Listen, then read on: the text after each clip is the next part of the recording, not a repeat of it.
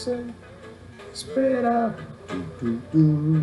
Hey, we'll have music, music. When the light gone out and the food run out, all we'll have just the music. When the light gone out, Ziggy Marley, when the lights got and the food run out, all we have is just music, music. Look the people playing in the street. We are my only relief. All we have is just the music. Oh, who was that? Nick talking about that somebody said they assassinated Trump or something. Don't do that. Don't do that. Don't do that. Don't even try. That's gonna be the end. That's gonna be the. That's real. This ain't the end. This is fun. That ain't gonna be. This is fun compared to if that something like that happens. But I speculated they were probably gonna do that anyway. Great way to end the country. When the light gone out, and life's really about that, and the food run out, all we have is just the music. Good morning, everybody. Dancing in the street, people dancing in the street. My only relief. Oh, I got told this weekend I'm not happy enough, by the way. It's just the music. He said I was dark. Oh, there ain't no dance unless you got fruit flies on your bananas. You don't have good music and you ain't got a chance when the light gone out and the food run out. Good morning, everybody. All we have. I'm a little slow this morning. Hang on. Music. When the lights gone out and the food run out. Where the comments at? All we have is just music, music. Dancing in the street, something about in the street.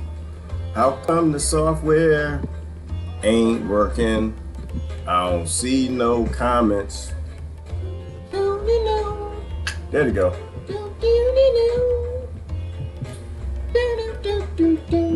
You gotta dance and sing through the apocalypse. Ain't no justice to be found. Oh, I like this part. Cause y'all defunded the popo. Ain't nobody coming. Cause you got the funders. If you defund the police and you keep the original funders, ain't nothing gonna change. You'll have drones flying, still police state. All right. Good morning, good morning. I saw something fly across my head, so I assume that the comments are about to come in. YouTube should be fixed. Give it a minute. It's Monday. It's Monday. It takes software a minute. Good morning, everybody. It's just the music, music. When the lights gone out and the food run out. I want to talk about waves today. Anybody ever been to the wave pool? I find it interesting that you got a wave announcer, like the guy that tells you that the wave is coming, like hit the wave, because and everybody in the wave pool, you in something called a wave pool, and because in between the waves you got breaks, you got the pause, you got the wave 1, wave 2, wave 3, you got a couple waves, but in between the waves, people go down in the wave pool, ain't supposed to be in the wave pool. They don't know how the wave pool works. They don't know how the world works. After wave 1, you got wave 2. Everybody know 1 come after 2, and some people ain't even seen 1, but that's a whole nother question. But they got an artificial wave machine. And so the lifeguard blows the whistle like, tweet, everybody get ready for wave 2. And to me, it's kind of crazy because it's just like, why do you tell people in the wave pool get ready for, we already know it's coming. Right? You planned it. You got an artificial wave machine. You got that mass media microphone. You're gonna let everybody know when it's time. When it's time for the wave to come. People talking about wave. The only thing I'm gonna ask is hashtag film my hospital. Make sure you tag it wave 2 so we don't confuse it with the big wave 1. That's all I'm gonna ask you to do so we don't get it confused. Because I actually think there's something out there. I think there's something out there. I think it got out of our bioweapons lab. I think it's something out there. And I need to know where it's at. I need to know if I need to be moving from this area to some other area. And the only way I'll know is through people actually going down there and letting me know what's really happening down there. Medical professionals and people who live down the street from the hospital had to go the other way. You ain't got to let them know. And grandmama down there got the babies in the little wade pool side, because she's supposed to be in the wade pool, but you know how the baby don't want to stay in the baby pool? The baby wants to come over here, so like, grandmama, I want to go to the big pool because that's where my big brother and sister are. So she drag her over there to the wave pool, and then the wave is coming. You ain't got to let grandmama know. Grandmama know what the wave look like. You ain't got to tell her. Caesar, thou protesteth too much if it's on TV every damn day, every channel, every news station, and constantly trying to tell you what's coming. I don't think it's coming.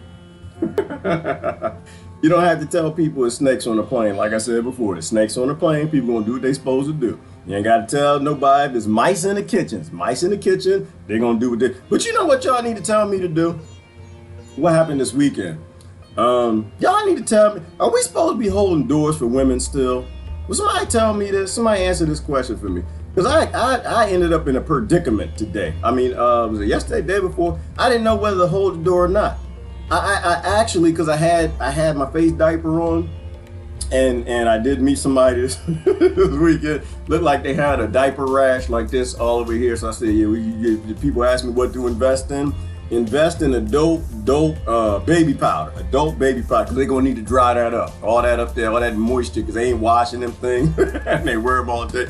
And people lives matter too, so that everybody's working. I understand, you got to do what you got to do. But I get confused. Are we supposed to hold doors anymore?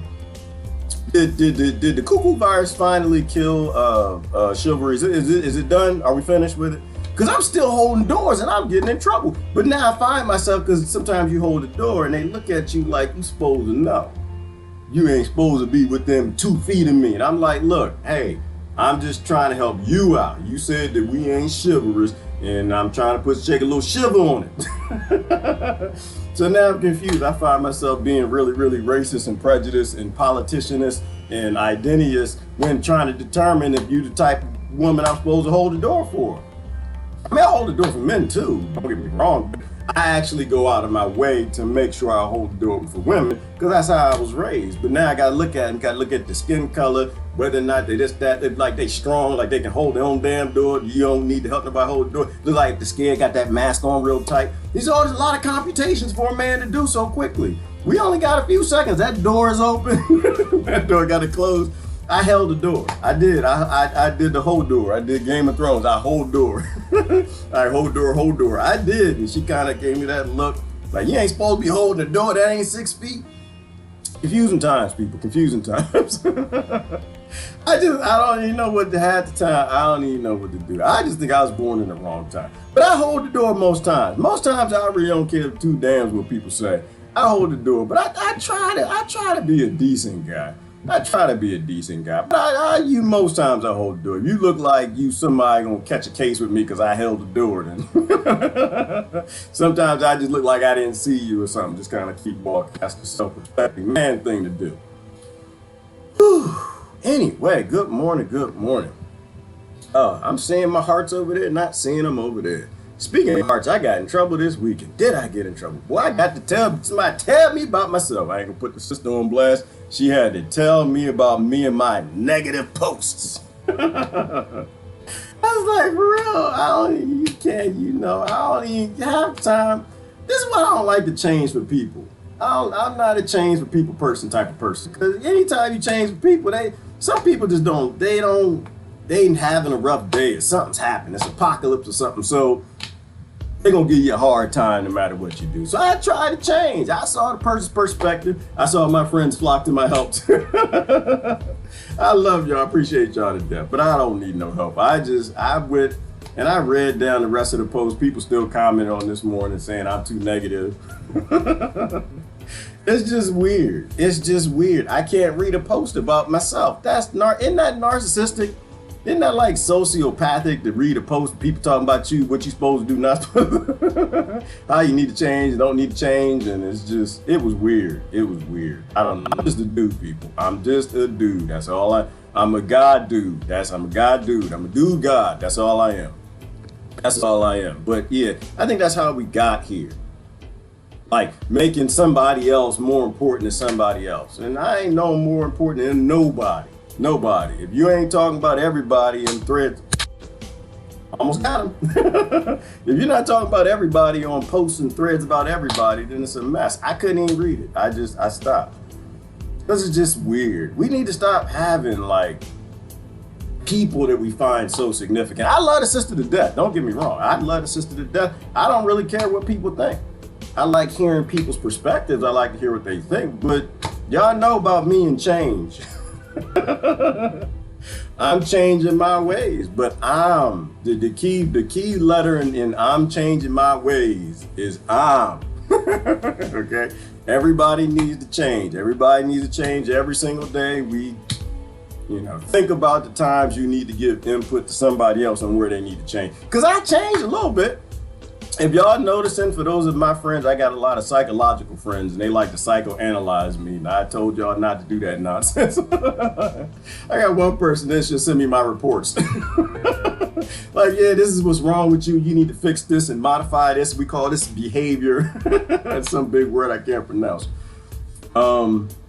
But I shifted on that day. I did. I guess it was Saturday or Sunday. She was a little upset, said I was kind of negative. I have people telling me I'm too damn happy. Other time people say I'm too damn negative. I don't even know what to do, but I shifted a little bit. For the sister, I did. If you noticed the posts from that day, they were like garden pictures. Found that pumpkin. By the way, anybody who said the mystery plant that's growing all over my damn garden was a pumpkin, you win the prize. You won.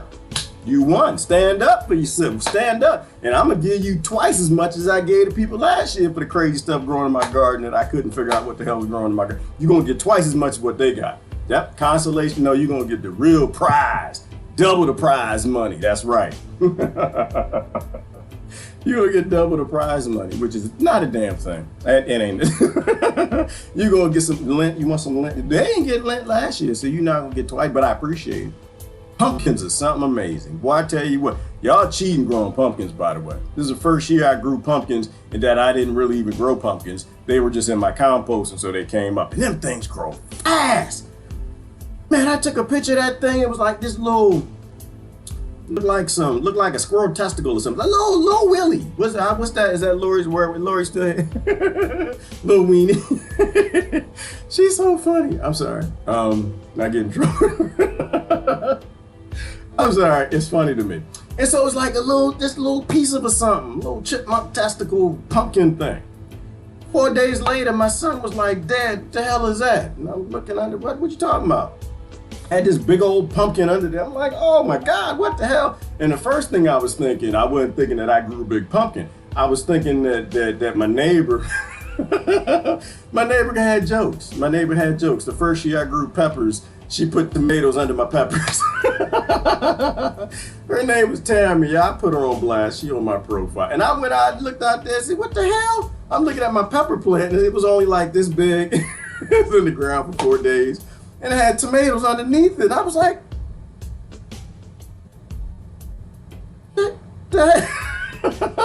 so that was my first thing. But no, it was not. It wasn't Tammy being funny. It was the pumpkins grow fast. They're runners. They run all through everywhere, put down roots, grow up. They're growing on my fence, growing every damn where. And I guess they grow fast and they produce a fruit. And it gets really big really quick. And my son showed me, he's like 2 or 3 of them jokers under there. Big old. So I started posting pictures of my garden because the sister was mad at me. She said that I'm too negative with my posts. And so I modified my behavior. Don't ever change for people. Trust me, I know the lesson. I know y'all, because y'all try to tell me the lessons. Gerard, you're not supposed to be changing for people, man. You got to be your authentic you. I got that. But I'm weak. I'm weak. Sometimes I get weak, y'all. I just, I don't like hurting nobody's feelings. I want everybody to be happy. Call me a bad guy or something. Call me whatever you want.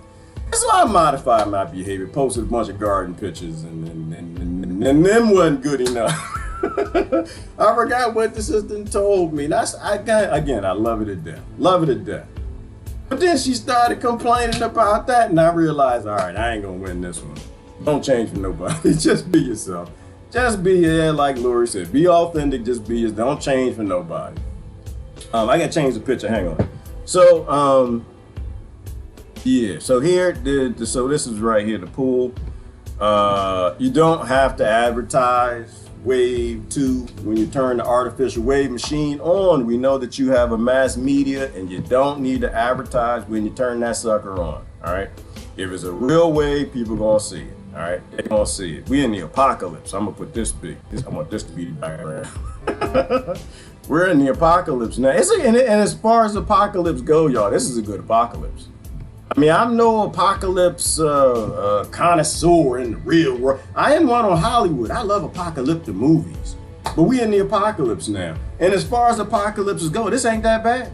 This ain't that bad. I was still getting into it with my family and text messaging, and I'm trying to tell them, damn, you need to have level 3. Grandma, mama need, mama need, if y'all watch, if my family and them, if they watching, mama need this. She don't need the thing to give you diaper rashes. She actually need positive pressures level 3 suits. That's what she needs. The face diaper ain't gonna do nothing. That was one thing. And what else? Yeah, and I told them y'all need to get some guns. That's what I said, yeah, y'all need to go into that. I know, I'd love to sit here and go back and forth to you about what's gonna happen and when y'all gonna see us again. When y'all gonna see us again. People got family down in Maryland. When you gonna come see us? When I ain't got to put on no damn face diaper because you ain't the government. Government can make me do it when I go into facilities. Private companies can make me do it. But I ain't gonna do it to go in somebody's house. Not gonna do that. No, I'm not gonna do that. Unless you get grandmama one of these, it ain't gonna matter. But besides the whole leper thing, that's my problem. Oh, I gotta show you a picture. I gotta show you a picture, and this will help you to see where my mind is at. I see stuff like this, and I'm only gonna flash it. I'm not gonna keep it up there, because then it's gonna ruin my day. And we already got enough bankers and billionaires and politicians and industries ruining our day. Ooh, we gotta talk about the microbiome. I told y'all I don't have a life. I told y'all that. This weekend I was listening to a sister talk, was it Kentucky State University? I forgot where she was. She was talking about the microbiome. Oh my God, yeah, right here. Ooh, I gotta show you this first. Oh, I gotta show you this. Yes, I got to show, because this is happy.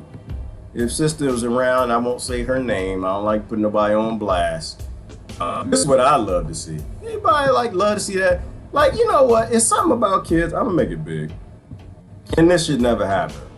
Kids should never be that damn happy to see their friend. It should not happen. You know that you failed as an adult in your world.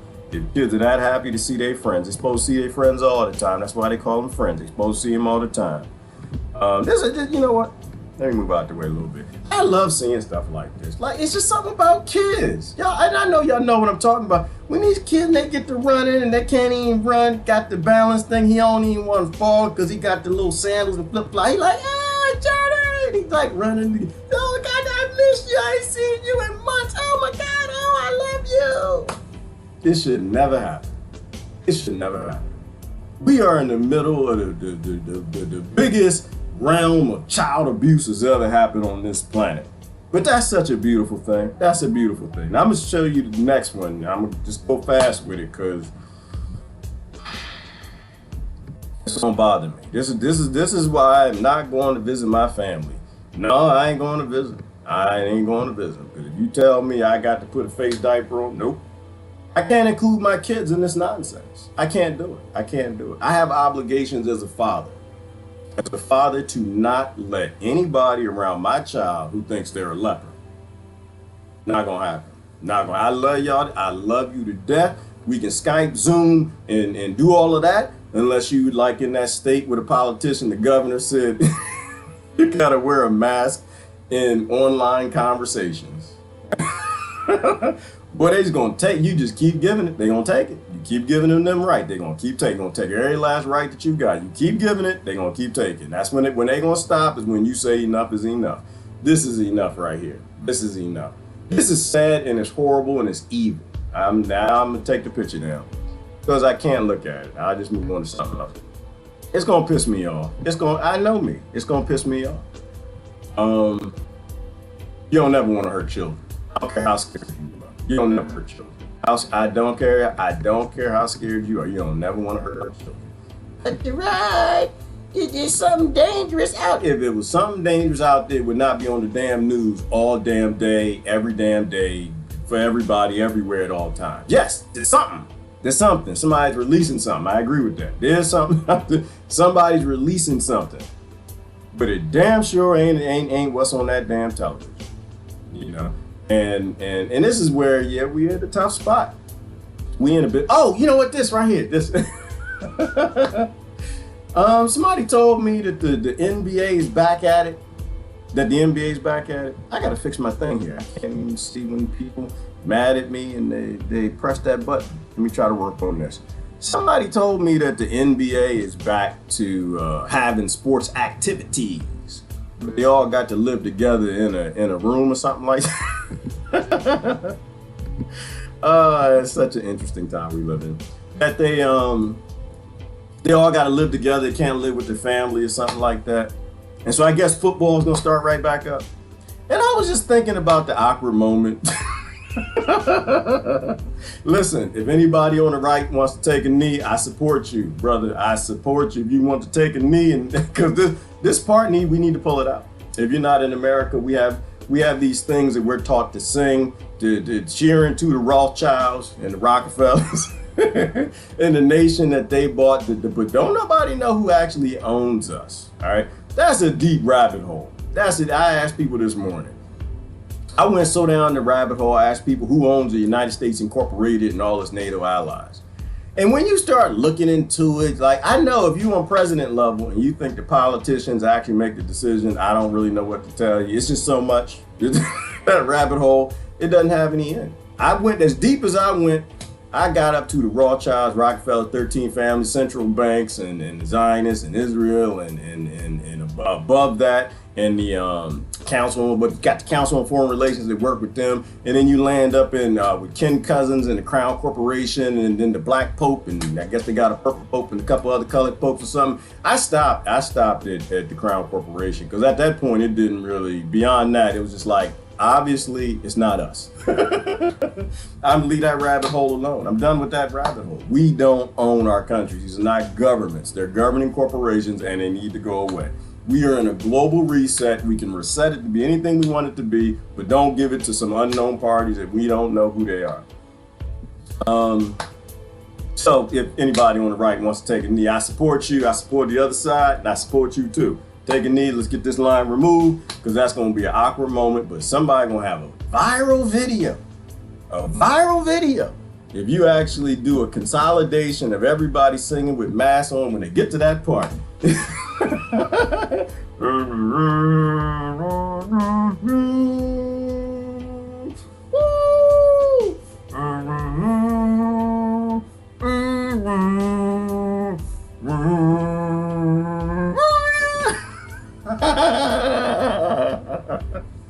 I'm sorry, that's wrong. I know, y'all scared. I know.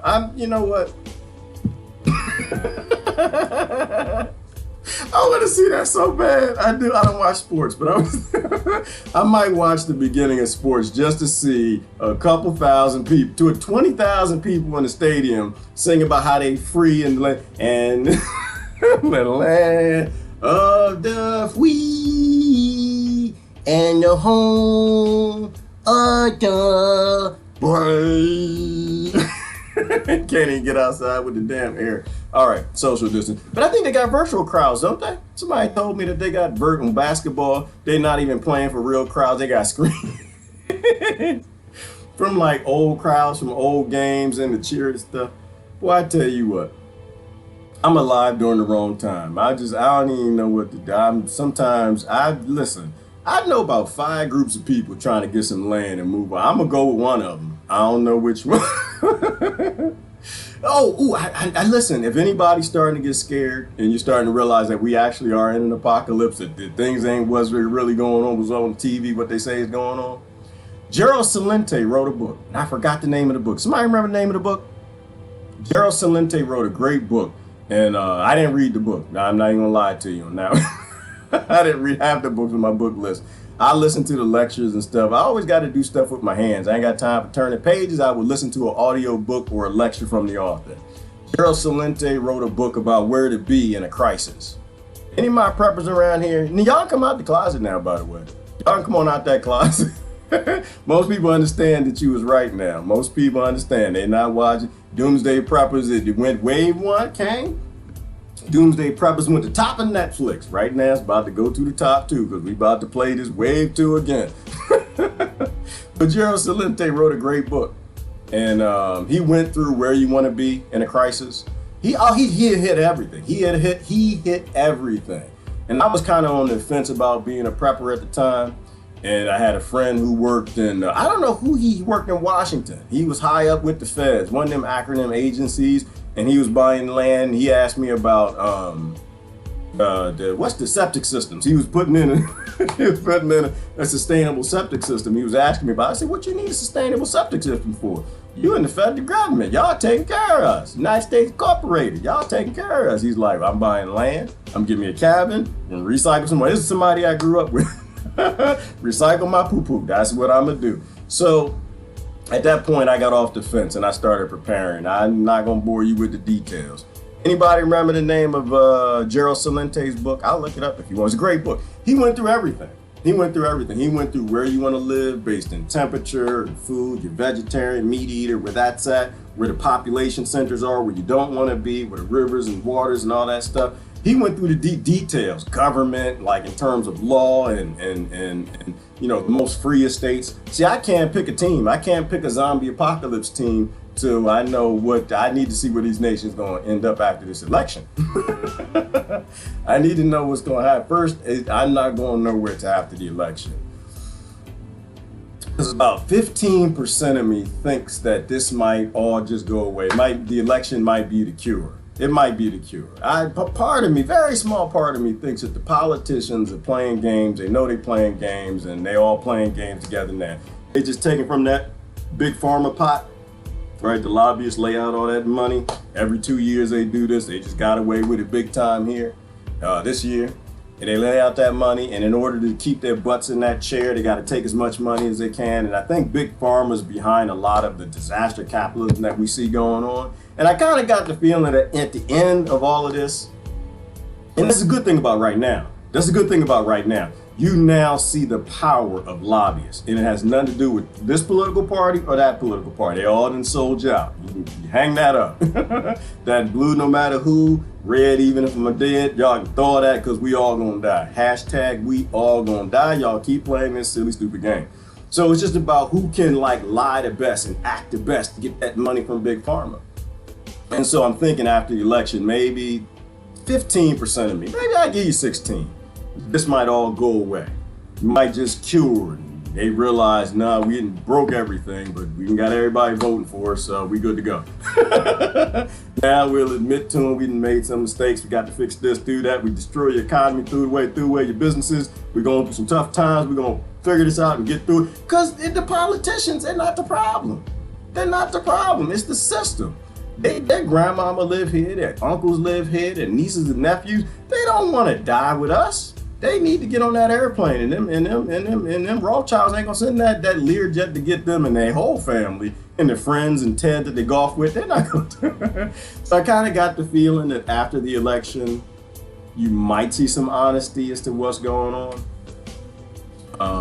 Part of me thinks there's a terrorist attack that's going on that they're not trying to tell anybody about. That the terrorists are trolling us with our own Fort Detrick made weapon, and they just don't want to say anything because that'll take away trust in a system that shouldn't exist. Trust in a system that shouldn't. Ooh, speaking of trust in a system that shouldn't exist, I was thinking about that social credit score this morning. I think I'm in the negative space when it comes to the social credit score because I don't want no credit in your psychopathic system. Like I've decided that I need to be negative. Where is that at? There you go. Social credit score 0. I think I got a 0, and I hope I hope I'm in the negative, to be honest with you. Hopefully I'm in the negative. Because where I'm going, there shouldn't be no damn money in banks.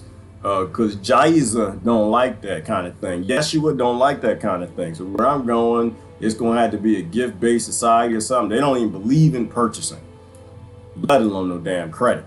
Let alone no damn credit. So where I'm going, I'm not interested in your social credit scoring anything. I don't want to score on that board.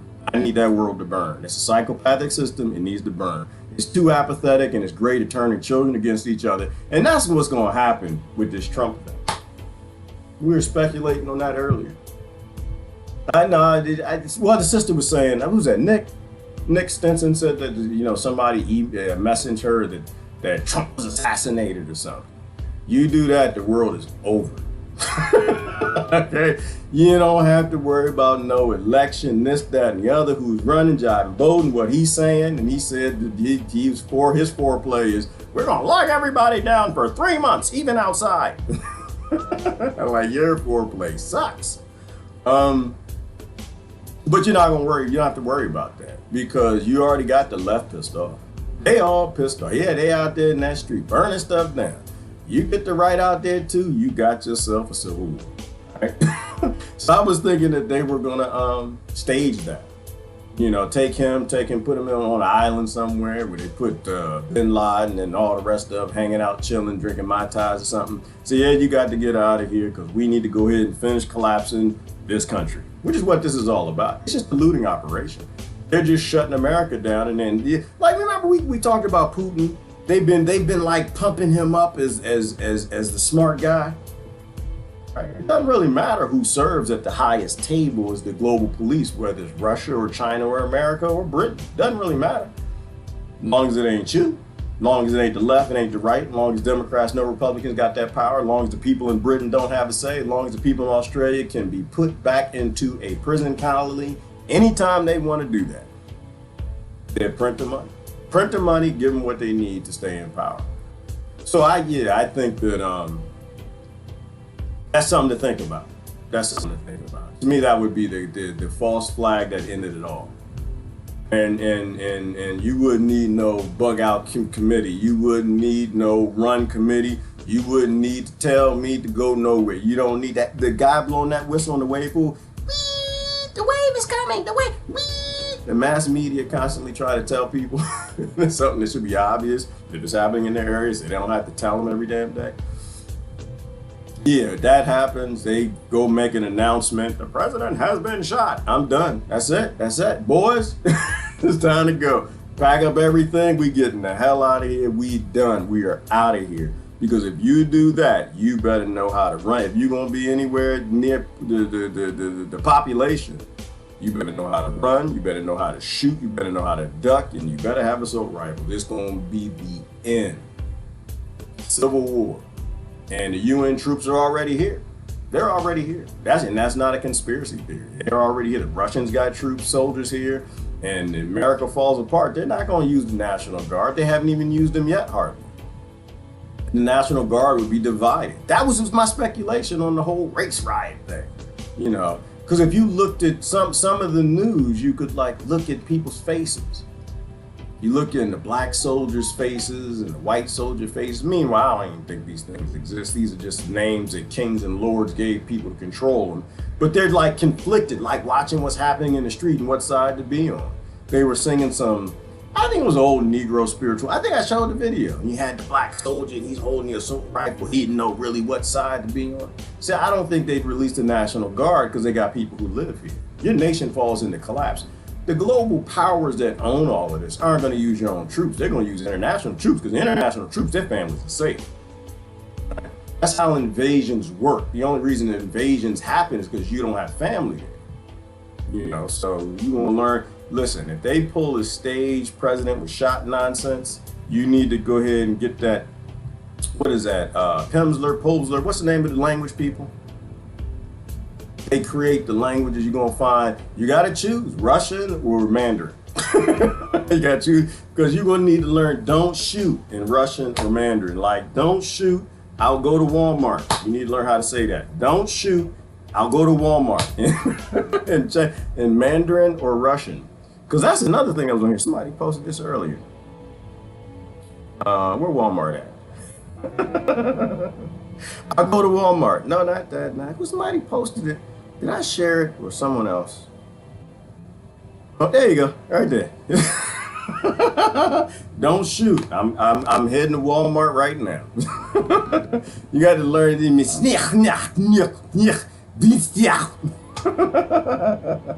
Yeah, I'm going to Walmart. That's okay, because that's how this works. Anyway, I'm gonna read comments. I gotta go. I really didn't have anything. Oh no, there was a bunch of stuff I wanted to show you, but it's up to y'all. I don't know. It's an interesting apocalypse. I'm gonna read comments. We'll see where that goes. Yeah, the law child. Yeah, Daniel Dudism. They own us. Oh my God, the live feed is awful. And my laptop is buffering. The phone is better than diving the other day. Thank you, Jenny. Okay. Susan said football. Oh, it did start back. Okay, certain townships around here, no mask, while getting sweaty and spitting, heavy breathing. What? But during the school mandatory mask, well, hang on, Susan, you getting a little nastified or something. I was just asking if it restarted. What's the sweating and breathing? Oh, it's sweating, it's hot, and the men's in the tights, and they's in tights in the buns, and they were sweating and rolling around. I wasn't really asking all of that, Susan. Yeah, I know lockdown messing people up. They've been inside too long. They see men in tights. They don't even know what to do with themselves. Anyway,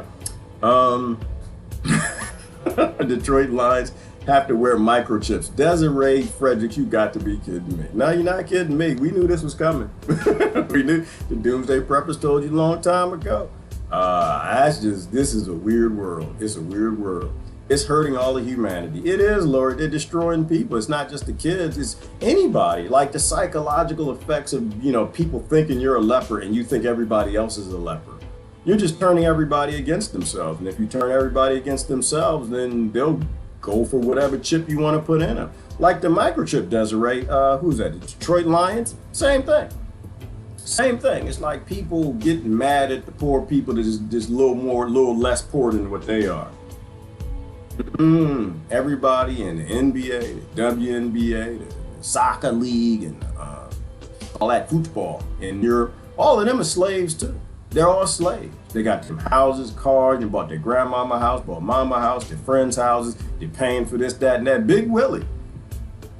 And when the league says, hey, it's time to do what we tell you, that's exactly what they're told. Yeah, their shack is bigger than yours. Their mules got nicest shoes, air conditioned, and cost a lot more money, but they're slaves.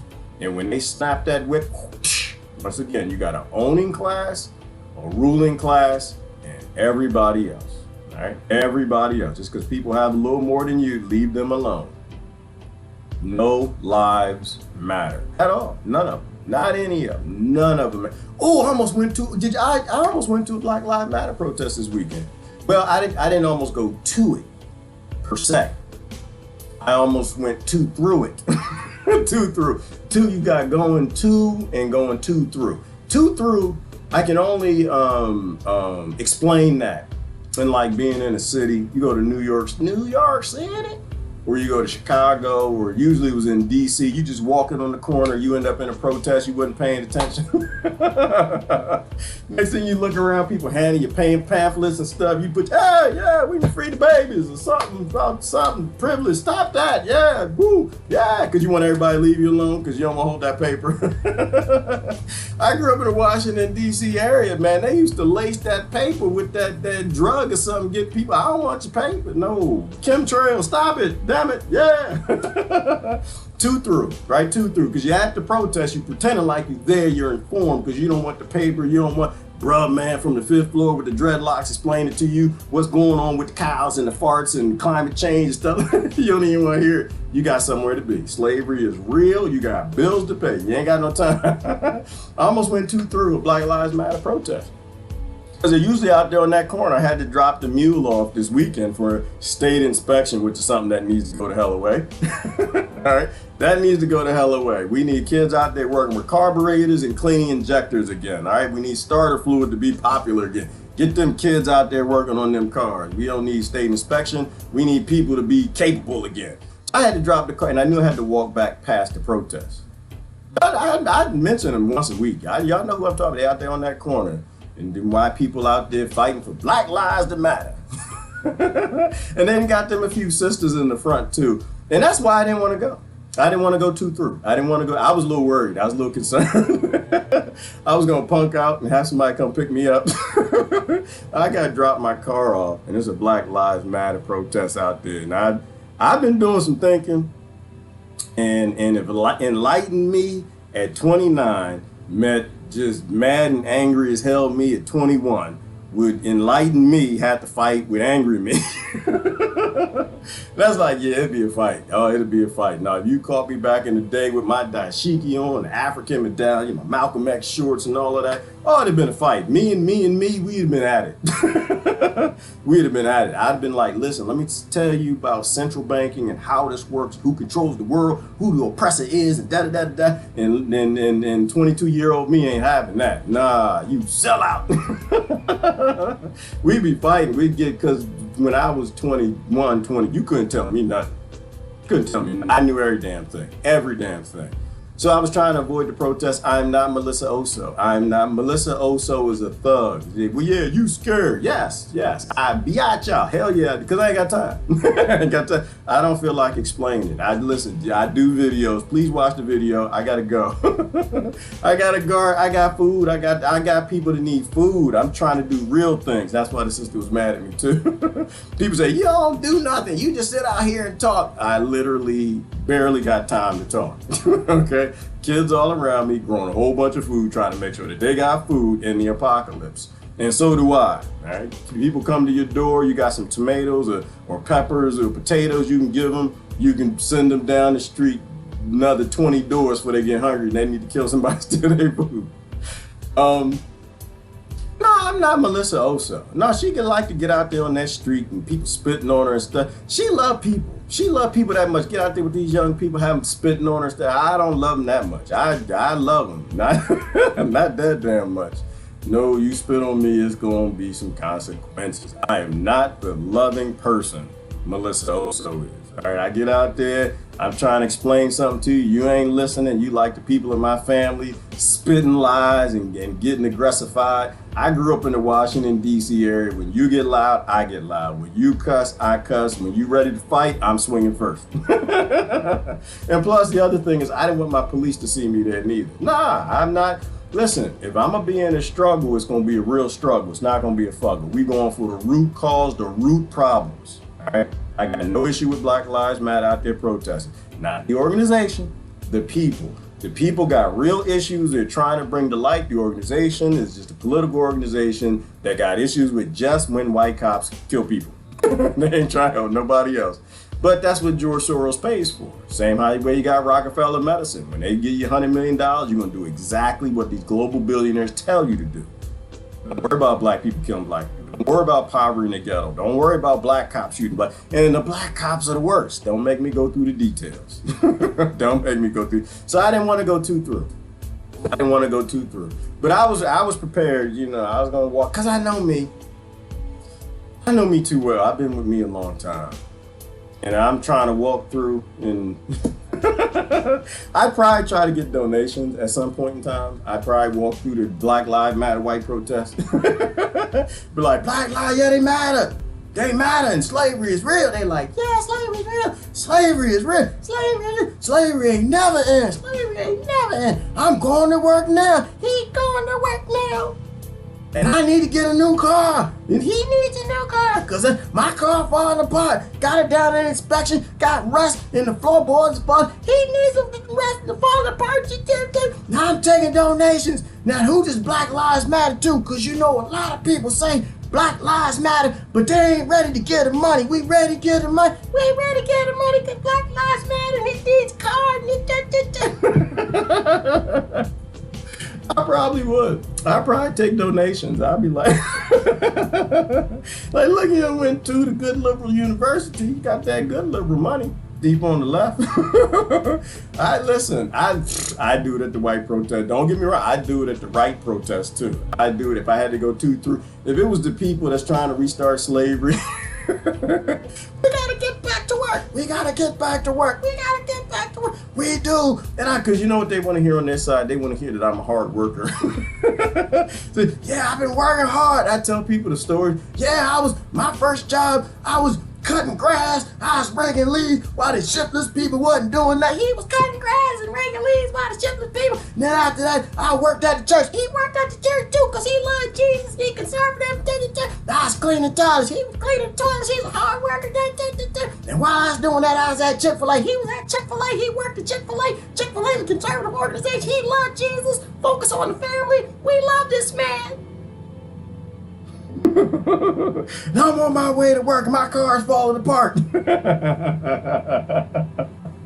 They're like, I need some donations. Anybody have? Because, hey, it worked for, what's your name, Candace? I get donations, yo. Listen, I know me. Trust me. If you ever see me out, I'm going for donations. I'm trying to see, my phone is ringing right now. I want to answer it and I don't want to answer it. Listen, I put my real life on here sometimes, and that's my real life right now. I'm y'all not gonna treat my kids like they're lepers. If you want to see my kids, you can see my kids. Y'all gonna have to give my mama a pressure level 3 suit. That's the requirement. You say you love mama, we love mama. Y'all say y'all love my mama too. We love, because it's my brothers and sisters. Y'all say y'all love my mama too. Yeah, we love my mama. Okay, here's the research. The virus, the family is 0.125 microns in size. Okay, with the mass that y'all gave mama, how big is it? Mama, I'm gonna call you back. I don't know if that's mama or my brother. Y'all get her the suit. Then we all good to go. You the one scared, not me. I don't want mama to have a diaper rash. I understand about immune system suppression. The microbiome. Ooh, let's get to the microbiome. What's the sister's name? Oh my goodness gracious. I like real stuff. See, look at this. And I post my garden pictures and stuff because people say, they say, you too negative. You always talk about negative. You don't never talk solutions. I don't know why people, does anybody, I suspect if I ask my friends, the people who are actually paying attention, what solutions do I like? And they probably run them all down for you. Say, yeah, I don't agree with Gerard, but damn it, this is what he likes. He won't shut the hell up on this resource-based economy, give the land back, stop the conflict, get rid of the identities, and work together, global population, gift-based society, Venus projects. I say it all the time, but they're like, you all say no, you just always negative. I posted some bee. Y'all see the bee? I posted the bee with the pollen. And this reminds me of this weekend. Y'all see the pollen on his face? Yeah, that's them. They mad at me. That's my brother. He just texted me. Hey man, look, I'm not listening. My first job is to my children. All right, we're not doing leper colony. I negotiate with people. I'm not a thug. I'm not Melissa Oso. I'm not Melody. I'm not Christ. I'm not Susan. I'm not Daniel. But these people thugs. Lord, big time thug. Big time. I'm not them. I negotiate. I try to negotiate with my family. I said, look, y'all get mama that pressure suit because y'all say that that's what's needed. Me, I like to read. I don't have time for that. I'm not gonna give my kids psychological problems that the grandmama's scared of them or something as lepers if you don't read. Okay? This thing is, what is the survival rate of this damn thing now? 99%, and that includes the people they killed in the nursing homes and put on the ventilators, all the people that they didn't kill. That includes those numbers on the test. It doesn't even work. A test that shows false positives. Nobody with any scientific background is actually talking about statistics. Nobody with any statistics or accounting backgrounds even talking numbers. Why? Because none of the tests work, and that's according to the CDC. I don't have time. Right? The other flus are more dangerous than this flu. And I'm not, you got to weigh in balance. So y'all want to see me, y'all gonna have to grow up. You're gonna have to read something. So anyway, the bee, what's up with the bee? Oh yeah, see the bee. And so I don't have a medical mask because I'm not trained like most people. I didn't sign a waiver. Most of those masks y'all wearing, you got to sign a waiver before you wear them in the medical way. Ask medical professionals and they explain to you, you got to sign a disclaimer to put the damn thing on. I had nobody taught me, trained me, nothing about no medical mask. So I wear that thing like I'm robbing a stagecoach. I look like an Antifa guy, which is why I don't like wearing it. But I wear that. That's what I look like to me, because And but I was looking at the bee, and the bee got all this pollen on his face and stuff. I'm gonna be honest with y'all. I like to keep it real. For a moment this weekend, I thought I got the cuckoo virus. I'm gonna be honest with you. For a moment, was it yesterday? It was yesterday. I woke up, had the sniffles and snuffles, and I was like, I don't never get this, snot and itchy and mucus and stuff. I'm like, did I actually get sick? This doesn't never happen. I was like, damn it, my run has come to an end. My body can't fight the common cold no more. I was thinking it was the pizza I was eating, and yeah, did I eat too much sweets or did apple pie like that? Like, man, my immune system, I'm getting a cold. I ain't had a cold in 15 years. I get the cuckoo virus. I was getting worried. Because fear will get you. I'd love to convince y'all that, no, Gerard ain't scared, he ain't worried. No, he ain't, but he still got friends that post on his stuff. He got all kind of friends on his profile, and they scared to death. I was like, man, I might got that cuckoo. I got the Roni, as my son calls it. And then accidentally I was flipping through my phone, and I had the tissue, and it's like, oh my God, what the hell? And it said pollen alert. And that was, oh boy, you used to think I just scored a touchdown. It's like, yes! Oh, yes! Get him, Gerard. Microbiome. Get him. My microbiome's got the common flu on the cold, on the ropes. Yes, I'm still good. It's just pollen. We had the pollen alert. So I thought for a moment, but TV, it'll get you. It's just hard. And plus we're like all of these wave spiritual creature energy things that transmit thoughts to each other and stuff. Even if you ain't scared, you around a bunch of people scared, they gonna give you a little piece of that scared, and the B got that pollen all on his face, and I got the Robin the Stagecoach mask, and it's a little different when you get that pollen, because you know how I tell y'all, you got the if you think that humans are gross or mucus is gross, you don't want to listen to the next part. But this is, so you had the medical mask, and I was trying to tell people I was in Home Depot, and when the pollen get to going, my nose get to going, and you don't have a way to clean out the mask, so it's not really a mask for filtering anything, it's more of a reservoir for snot. And I I was in the checkout line, and I was like, lady, don't ask me no questions. Please don't ask me no questions. Because it's pollen all in the air. You think I got the cuckoo virus. I don't. It's just pollen. And my mask has got about 2-3 ounces of snot because it can't go nowhere. Y'all, I hate y'all. I hate y'all for making me wear a mask. Anybody's got allergies, I hate y'all. And they hate y'all too. Because there's nowhere for it to go. That lady had a damn nerve to ask me some questions. I said, I want paper or plastic. I want paper, not plastic. So, but the handkerchief ain't much better.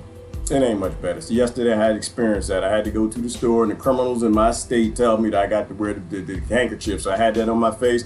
They just dangle. They don't stop. And then it falls. So that was no better. So anyway, I had pollen. I didn't have the cuckoo virus. It was something else. Oh yeah, flies, pretty flowers. I like the prosciutto pretty. That was a desert rose. See, I told you I changed my post. I'm trying to be happy now. She said I'm not happy. Oh God, I need to be less happy. Actually, we in the apocalypse, but it's just weird because it's a good apocalypse. It's a good apocalypse. I mean, honestly, be honest. Be honest. If you watch Hollywood, think about how apocalypses go and how bad it could be. It's bad. It's bad for a whole lot of people, and I try to speak up for them every damn time I can. But the reality is, as far as apocalypses go, y'all, we got Wi-Fi.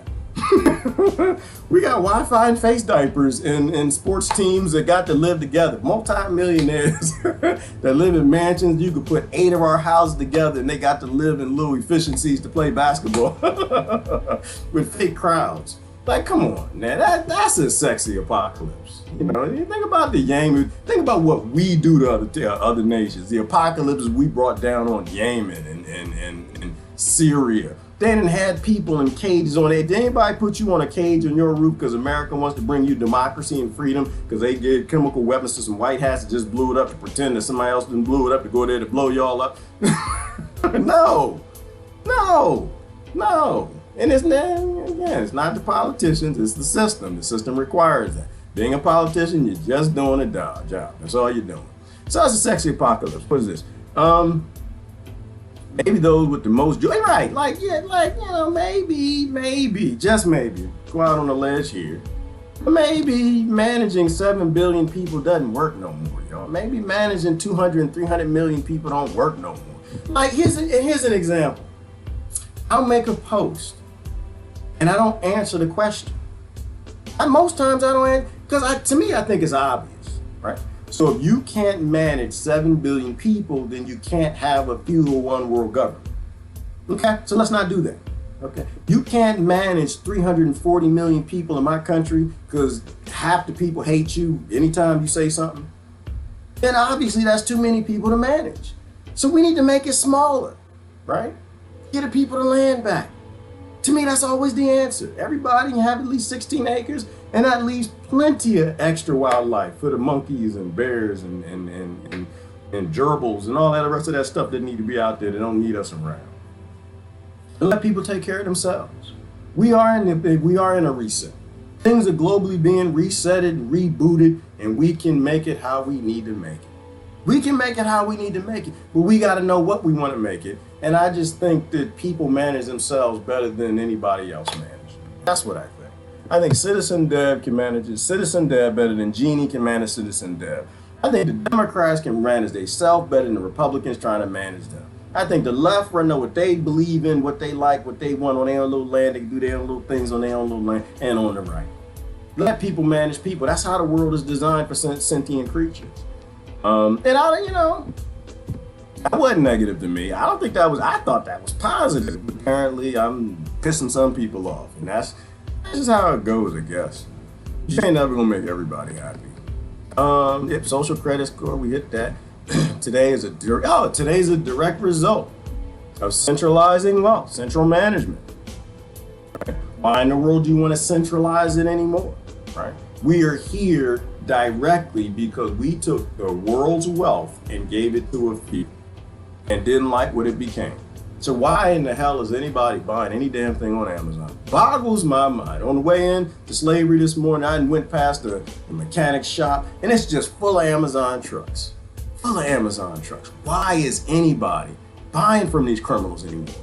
I don't understand that. I don't understand it. Directly or indirectly, this is why we're here, right? Whether you believe in plandemic or fake-demic, whatever you believe in, I'm fine with that. We are here because all right, let's pretend that this is all right. Everything I said is wrong. Everything the whistleblowers have said is wrong. Everything my friends say is wrong. History ain't even right. None of it happened before. Let's say all of this is real. Let's say all of this is real. All of it. Fires out there killing people. Out in all these states. Hospitals are overrun. Crazy things are happening. Whose fault is it that you got nations full of people whose immune systems don't work? Don't work. Whose fault is that? The people who regulate what you can put in the food, the people who can regulate what you put in the water, the people who regulate what you put in the air, the people who regulate what toys you can give to babies, the people who regulate what you can build a house with. It's their fault. They're the ones who killed off the microbiome. I got it, I'm good at microbiome. I'm a skip that. I post a whole lot. I'm not gonna get into it. What is the sister's name? Oh, she was deep as hell. Oh, look at this. I gotta stop. Look at this. When I was walking back. See, y'all think I make stuff up. I wasn't making it up. When I was walking back from the two through Black Lives. Oh, they weren't out there. I didn't tell you that part. They weren't out there. And I was walking back on the street. Look what I found on the side of the street. This was a reminder. This is a reminder right here. It's a tomato reminder. That is a tomato that's growing on a damn road. Okay? You got the road and you got a wall right next to it. And this is a tomato, lush tomato, full of tomatoes. I damn near ate one. Except I know my neighbors walk the dogs there and it's not just a tomato, it's a urinator because the dogs urinate all over it, I'm sure. Might even be the people urinating on it. Oh, it's just tomatoes. There had to be about 10 tomatoes on this. They're just fat, juicy looking. Nature will always find a way. To me, it was a reminder. It's not a whole lot for us to do. Not a whole lot for us. Nature is waiting to rebalance. Your immune system is fighting to come back. Yes, you should. Hell no, I should not, Beaufont, because I would not be here right now. I'd have gout, face diaper rash, tongue diaper rash. I'd have all kinds of diseases. My immune system is strong. I am not stupid though. I'm hippie. I am not stippy. That's stupid with your hippie. No, you can't. But nature's always trying to come back. The ecosystems are always trying to repair themselves. The climate wants to go back to normal climate change because you can't stop climate change, but you can stop being stupid. But first you got to get your government to stop playing with them damn weather weapons, stealing the clouds and the rain. But that's geoengineering.org if you want to pay attention to that. And then you got to free the criminalized, they criminalized the energy propulsion. We talked about that, Invention Security Act. And so this whole world is dirty and corrupt, right? I posted something. What did I post? Like how cronyism set up all of this scam. Like no matter how you look at it, every problem we have is because we consolidated power. They banned natural medicine, so everybody's sick. So, and the only medicine doctors can work with is patented synthetic drugs because that's the only thing the pharmaceutical industry is going to make. So, of course, you created endless diseases and pandemics because you required it, because you took away things that heal people naturally, heal the microbiome, and you gave them things that destroy their microbiome. And I'm going to get to that lady in a minute, as soon as I can get down, because they're linking a failed microbiome from birth to asthma in children. Right? You got a child with asthma, you want to listen to this lady. I think it's Kentucky State University. She went through all the science. She went through the science, not TV science. Bill Nye, the science guy. None of that politician science, but real science. So they banned any means of propulsion other than oil. They banned any medicine other than synthetic. They banned making paper and lumber and building houses from hemp, so you have to rip down trees and forests that take 30 years to grow and it only takes hemp 3 months. They literally created a world that's completely unsustainable in cronyism because you let them we let them. We consented and cheer for them to centralize power, and we still buy from Amazon. This corrupt, dirty world. And now people are lining up to get higher in the social credit scoring than other people. And I'm just like, let it burn, people. Let it burn. Nature will come back. The tomatoes are always trying to find a way. Life is trying. Your immune system is begging for you to stop eating bagels for breakfast. All right? That's what I'm talking about. You worry about mama, then you would be over there making mama smoothies for breakfast, not fussing with me. What is this? Oh. Sister Lori, is that the highest insult to tell me to eat some damn okra? Yeah, it is, actually. I don't care nothing else about anything else. Yeah, I can insult me. I understand it's your indoctrination. What is this? Heaven posted this? Heaven!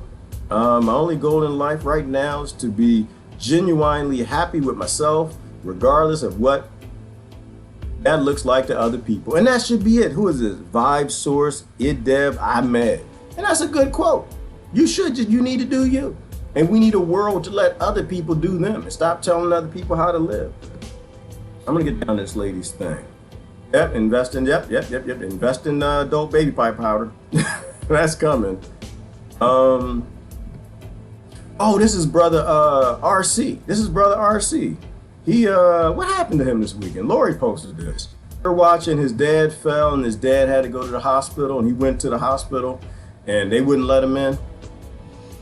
Yeah, my pop died not too long ago, so yeah, I got a very different perspective when you're gonna keep me out of hospital and my relative might be dying in there. I'm gonna stop, not gonna say nothing, because everybody needs to choose their own way and everybody pick and choose what they need and don't. But so anyway, while he was there, he was just like, nobody's there. He's filming the parking lot, ain't nobody here.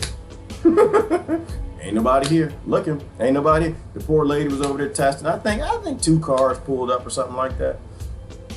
You know, and it's just evil.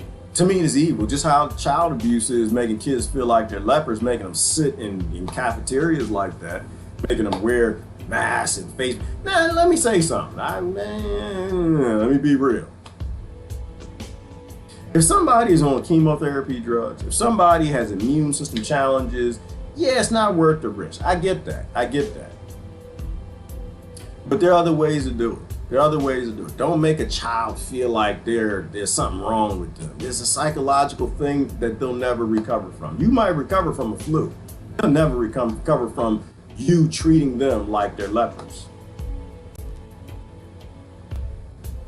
But he walked around and he showed you, wasn't nobody there. I think his dad slipped. Somebody said that he was wearing masks and he was having lung problems. I think there's some questions as whether or not they immediately put him on the vent. Well, I will say this. If that man collapsed in the shower because he was wearing a mask, it's about time for some class action lawsuits. If they put him on a vent because they thought he was scared of cuckoo, and they say that he won't be able to, that he may be on breathing assistance the rest of his life. I think somebody might have said, if you go watch the post. Yeah. See, and this is the issue. This is the issue. I know I said that this is the issue, and I say it every damn 10 minutes, but this is the issue for the moment. You have to let doctors doctor. Right? Doctors are professionals. They go to school. They want to heal. They are passionate. Medical professionals, nurses, they have to do those things. You have to let them do that. You have to let them speak. You have to let them profess, right? Once again, 7 billion people aren't manageable. 240 million people aren't manageable. And nobody should be managing 100,000 doctors around this world and 400,000 nurses, millions, however many there are, to actually take care of people. I'm on their side. I'm not on their job side. I don't believe in allopathic medicine. I'm on people's side that will go to damn school for 11 damn years to get a degree to go help people. That's love. That's love. Bro, how come you don't have a doctor? Because they crazy. Microbiome, we're going to get to that in a minute. But you need to let them make those command decisions on the ground. They want to care for people, let them care for people. The nurse needs to speak up, then sometimes the doctor got to shut up. Right? Like this whole hierarchy thing makes no sense. They say nurses run the hospital, and to a degree, I think it's true. I think it's true. But you need to let professional people be professional people and stop trying to centralize and manage people. That's ridiculous. What's this? Rule number 1, if you are going to mess around, yes, right. If you're gonna mess around, you're gonna mess something up, you gotta do it in a way where people don't know what the hell didn't happen. This is how America is gonna look in the end. We don't know what happened. We were just voting. We was trying to solve some problems. You literally cannot use a political system to solve problems. The political system is about dividing people up to make profit on the problems. That's what's happening. When you put capitalism with politics, you literally create a system that makes money on the problems you complain about, and people don't understand it. Like, why is the truck on the ceiling? I don't know what happened. You didn't read, you didn't do your homework. Exactly. Somebody just said, what is that? The 4+1G in the hospital. That make no damn sense. Who is that? Riley? I was thinking about this weekend. After I thought about you with a damn megaphone in New York, yelling and screaming out the window for people to take off the mask, they're gonna get meth mouth. Outside of that, no, I didn't research meth mouth. I don't even know what that is. If you actually had nutrition, like think about a hospital and the food. Did hospitals, have they gotten foods that don't cause disease yet? Last time I was in the hospital, I mean, not me, but I had to go see somebody that was eating silly food and being poisoned by their government. I hate going to hospitals. And I look at the food that they eat. I wouldn't eat that slop. Hell no, ain't no damn Jello. What the hell is Jello? You dying of cancer, you got a carcinogen that's eating your body, tumors and cardiovascular, and they got something called Jello on the menu. No. They got all kind of pork and pork rinds, and they had chicken and barbecue sauce and ice cream, and I'm like, you're literally giving people food that causes disease while you're trying to fight the disease. Y'all crazy as hell. See, I don't know. I don't do no hospital. Hey, let me get down to this real quick. All right, I got to scoop past. I want to put her on blast. I think she was I don't even know what's happening here. Apparently Antifa went to somewhere called, what's this? Sturgis. And I don't think the people wanted them, so they sent them home. Hang on. Oh, there's a lot of good stuff we could talk. Oh my goodness, could we let that? Oh, I kind of want to watch that for a second. Ooh, okay, well, I'm hung up. Hold on, I gotta let this lady speak. This was deep. Did y'all see this? I got to go back up. She ain't here to play with you. She here to tell you. Let her tell you. Whew, and I'm hungry too. While she talking, I got to eat my banana. No, I do not eat bacon, eggs, and biscuits in the morning. I do not want the cuckoo virus. I do not want the cuckoo virus. So I eat food that does not drive my microbiome crazy so they can do the job they're supposed to do. Did y'all see this sister right here? This sister done told you the truth. See, I don't like to speak. People say, you just talk a lot. No, you ain't paying for my health care. I don't have any. Check this out. Many great points made, so I'm just going to go ahead and read what I have written here. Her name is Tanya. The only authority under which this council has grounds to implement any mandate is during the threat of an epidemic, and we do not have sufficient proof of such a threat. Even if there was, you still do not hold unlimited powers to infringe upon inalienable rights, such as to breathe fresh air, speak freely, and participate in public. We are not under threat of epidemic. We are under a government trying to replicate the threat of an epidemic through mass testing that has already been deemed irrelevant by the CDC. There is no proof of threat of epidemic aside from this irrelevant data to justify the use of the legal grounds to implement a mask mandate. At this point in time, if this council were to vote an emergency mask mandate, you would be overstepping your limit of legal standing. The mandate is not feasibly enforced. There are no guidelines for proper wear or effective material, and certainly no one to enforce such a thing. This mandate is still not a law. Any individual that does not agree for medical reasons, religious beliefs, or should it go against their creed is exempt from the requirements.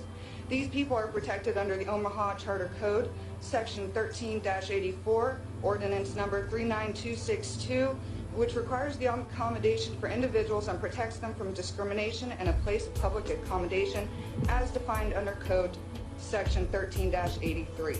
No matter how others feel about this, we do not mandate healthy people or the general public over the fears of others. If there are people that are scared of the public, they must find alternative routes, not strip the rights of their neighbor. It is the government's job to protect our rights, not govern our health or everyday lives. I know you underestimate us. I know you think we are the weak minority, and you couldn't be more wrong. We are mothers, fathers, and true Americans. We are informed, we know our rights, and we will take this to the top. We will bring this before the Supreme Court, and you each will be subject to civil suit for squandering our rights as protected in the U.S. Constitution, Nebraska Constitution, and Omaha Charter. Our numbers grow every single day. Every day, the citizens of this city are growing more tired and less submissive to the agenda this council is pushing. If this threat were emergent, as you claim, people, including all of us, wouldn't need convincing. Why do you feel the need to convince perfectly healthy people that they're asymptomatic carriers if this pandemic is real?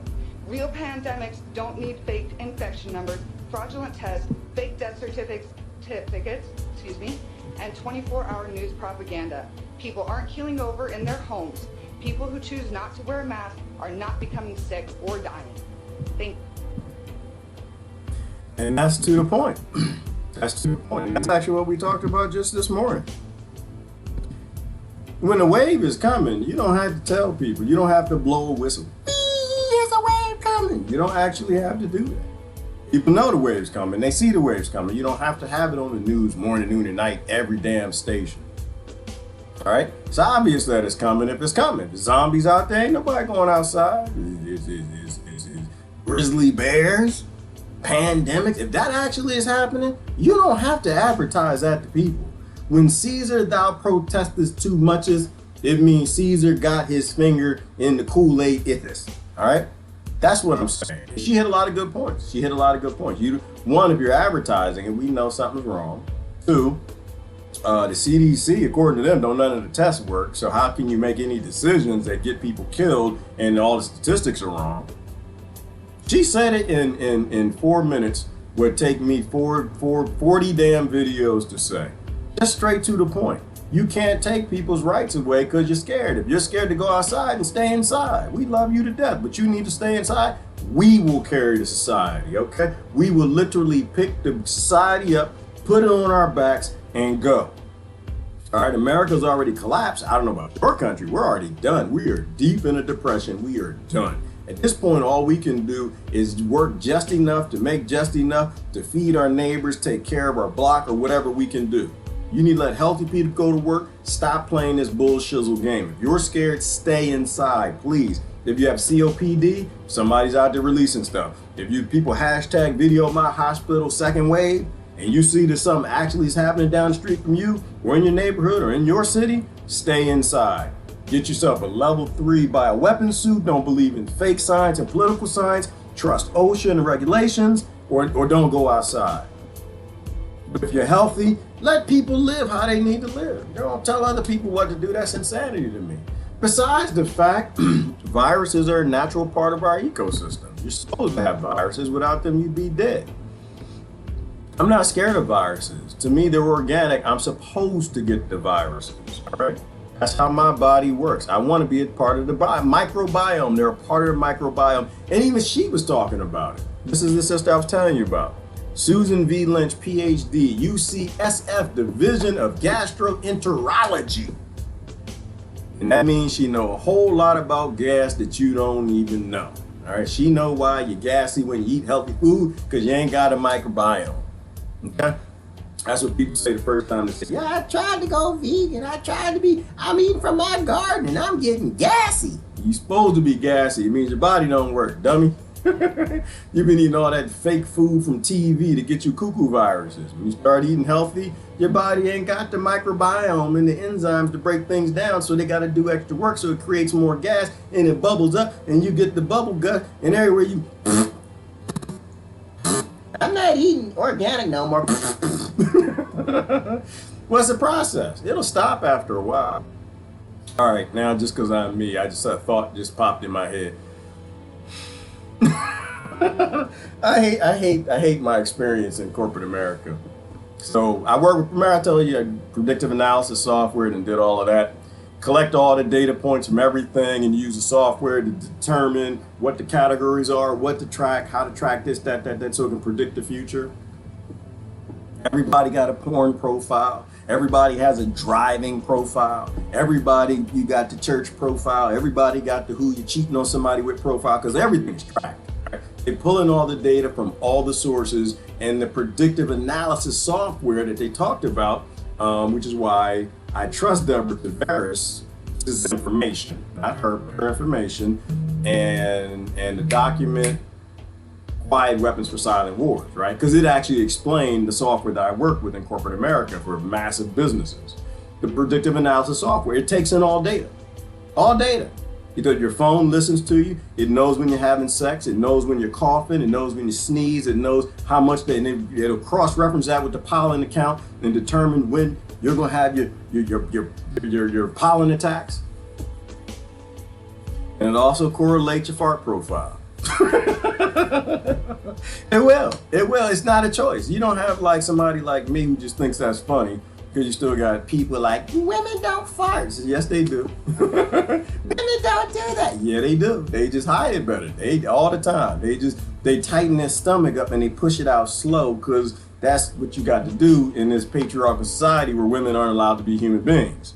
See, I want to live in a world where women don't care. They just like men. It's time to go. We're going to push the other way, so it's just loud.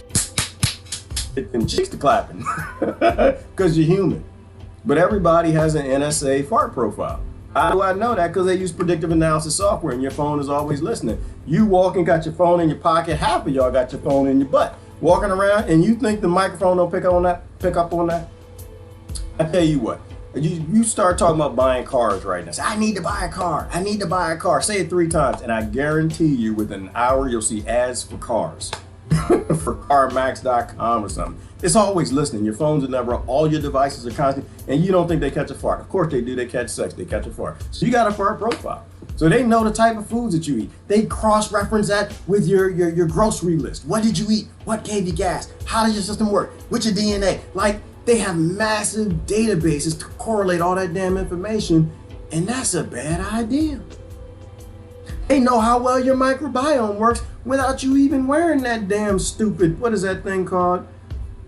Put on your wrist and it sends an NSA and these billionaires and this crazy work, how what your heart rate is, Fitbits. I used to have one.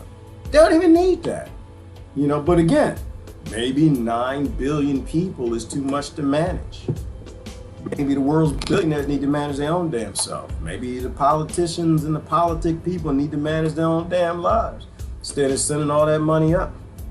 All right, anyway. So this is what she said. She had a great talk. I think I did more piece of me. I think I didn't I? Ooh, let me start at the beginning. This is when I was walking back, when I went 2 through the Black Lives Matter protest. I went 2 through. When I went 2 through, this is who I was listening to. Now I want to go down to that one. Right here. We're superorganisms, a conglomerate of microbial and mammalian cells that co-evolve together over time. That's what you are. You're not a human, right? If you are eating poison and taking poison medicine and chemicals and killing off your biome, you have to live in a bubble. You'd have to live in a bubble. You need to be around dirt. You need to be around microbiology. It's what makes you strong and healthy. It literally is what makes you you. Your microbiome protects your mammalian cells. Without them, you die. Without the right complement of them, you get asthma, you get disease. And this is the correlational studies that she's working on, which is amazing. That babies who are born and they don't have the right microbiome, that it literally drives DNA alterations that determines how organs work and the types of problems you will have and what you will die from or chronically get in your 20s, 30s, 40s, 50s, 60s. This is a very important conversation, but it's a wild thing though, because I think in terms of the cure, right? In terms of the cure. See, how does the microbiome know that who you are? It's through your DNA. It's through what your body does. Something Dr. Sebi said.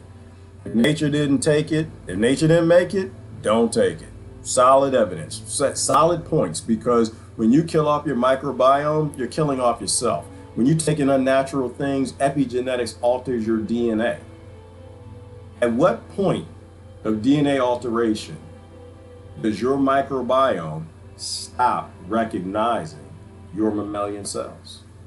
At what point does your body start taking on behaviors or it not recognize them, where the microbiome is just like, you're either foe or I don't know what you are? Why am I going to tag cancer for you? Why am I going to? Because the other thing the microbiome does is it literally trains your immune system. It teaches your immune system. If you live in a nation where you got a lot of people who got immune problems, you need to find out if somebody's selling any type of poisons that are affecting the microbiome. What happens when your microbiome turns on you? There's a question that I think you need to ask. What happens when the microbiome stops protecting your mammalian cells because we're being cured by chemical companies altering your genes? Well, it's funny to me that Space Force is a thing now.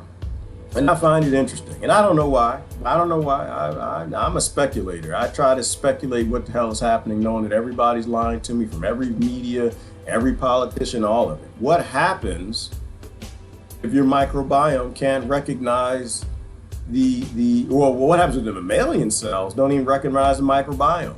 What happens when the microbiome doesn't recognize the mammalian cells? You'd probably have a age of chronic illnesses, wouldn't you? You'd probably have a lot of autoimmune diseases. You'd probably have a large population of people who can't even live on this earth, right? Isn't that War of the Worlds? The hoax. Like I said, people die in hoaxes. People died during War of the Worlds, a radio broadcast. People die in this hoax. Just because it's a hoax doesn't mean people die. It means that they lie. That's what a hoax means. Well, the aliens died because they couldn't live here because they couldn't get along with the microbiome. They didn't have a microbiome that would help defend them from this microbiome because they couldn't recognize. They were aliens. So you literally, once you start getting your DNA alteration, and Sister Lori was talking about this just a minute ago, weren't you? DNA methylation, the Madura cure, altering your DNA?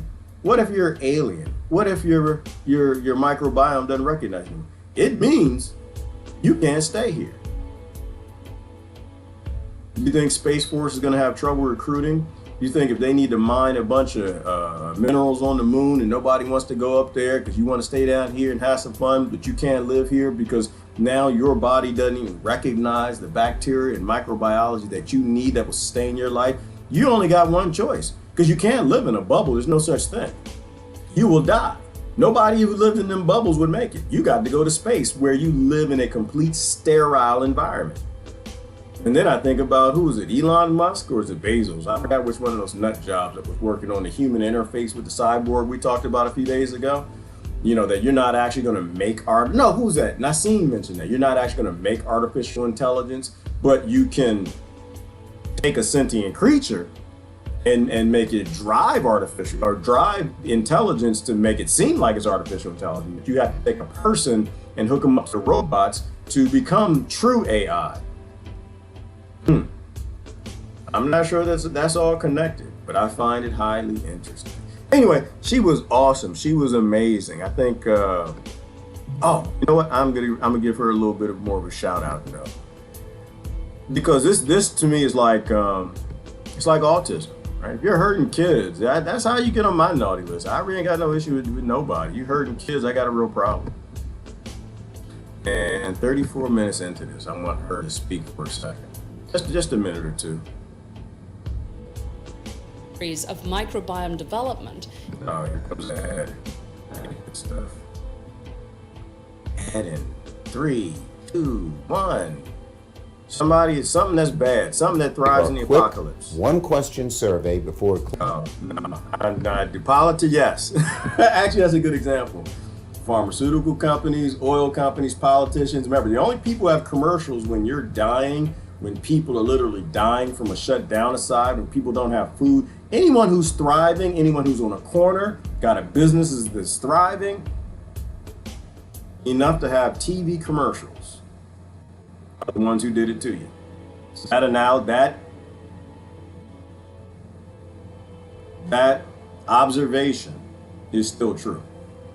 Right?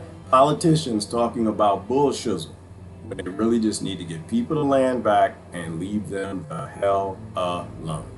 Need to leave them the hell alone. Check this out. It was 34 minutes Exposure for babies in very early life. And we think that's in childhood are associated with breastfeeding, with exposure to livestock and animals. And in fact, we've shown in the inner city environment to cats, mice, and cockroaches. All vectors for microbes. And they increase the microbial diversity and microbial exposure for babies in very early life. And we think that's important because we think the environment of the baby serves as the library of microbes that are available for accumulation into the gut microbiome and elsewhere as we develop our microbiome in that critical window of the first few years of life. But we were still, before we really launched into this field, interested in asking questions in models. Can the gut microbiome really impact the airways? Because no one had really shown that. And so to do this, we did a pretty simple study in which we took mice and daily we fed them this lactobacillus species. We did that for a week before we sensitized the airways of the animals with cockroach antigens. So IT stands for intratracheal and CRA is cockroach antigen. So we expose the airways of this mice to an antigen that induces allergic inflammation. As a control group, we had animals who didn't receive the Lactobacillus johnsoni. And what we found was that in the animals that received the Lactobacillus johnsoni, you can see that they have significantly reduced IL-4, IL-5, and IL-13. The three molecules I told you that the group of cells, the T cells, produce that promote allergic inflammation. And this was true whether we looked at the expression of these genes or the protein of these genes. And what was even more compelling is this is what the airways of these animals look like. These are the animals whose airways we've sensitized who got no lactobacillus into the gut. Here are the airways of those that received the lactobacillus supplementation. The air spaces of these animals are absolutely pink and occluded with mucin. That pink staining stains mucin, so they are completely full of mucin. These are highly inflamed airways, and this does not occur in the animals who received an oral lactobacillus supplementation. We began to start thinking about this. Is this just about allergy, or is this really a more profound airway protection that occurs when we change the microbiome by introducing microbes into the gut? And so we asked the same question, but here we didn't use allergen. Now we used respiratory syncytial virus, or RSV. We think of that as an asthmogenic virus. Children who have an infection with RSV in the first few months of life that requires hospitalization are significantly more likely to go on to develop asthma. It's kind of a red flag for asthma. And so we have this model in which here we used live Lactobacillus johnsoni, or heat-killed lactobacillus. Do we need a metabolically active microbe to engender protection in these animals? And PBS is just saline. That's a control in this study. And we know that when we infect these mice with RSV, they have this very predictable kind of infection. All right, I'm gonna stop there because I don't want to bore you. Bottom line, you'll have more trouble with viruses. You'll have more trouble with mucus. You'll have more trouble with breathing, and you'll have more asthmas if you don't get the microbiome correct from birth. Okay?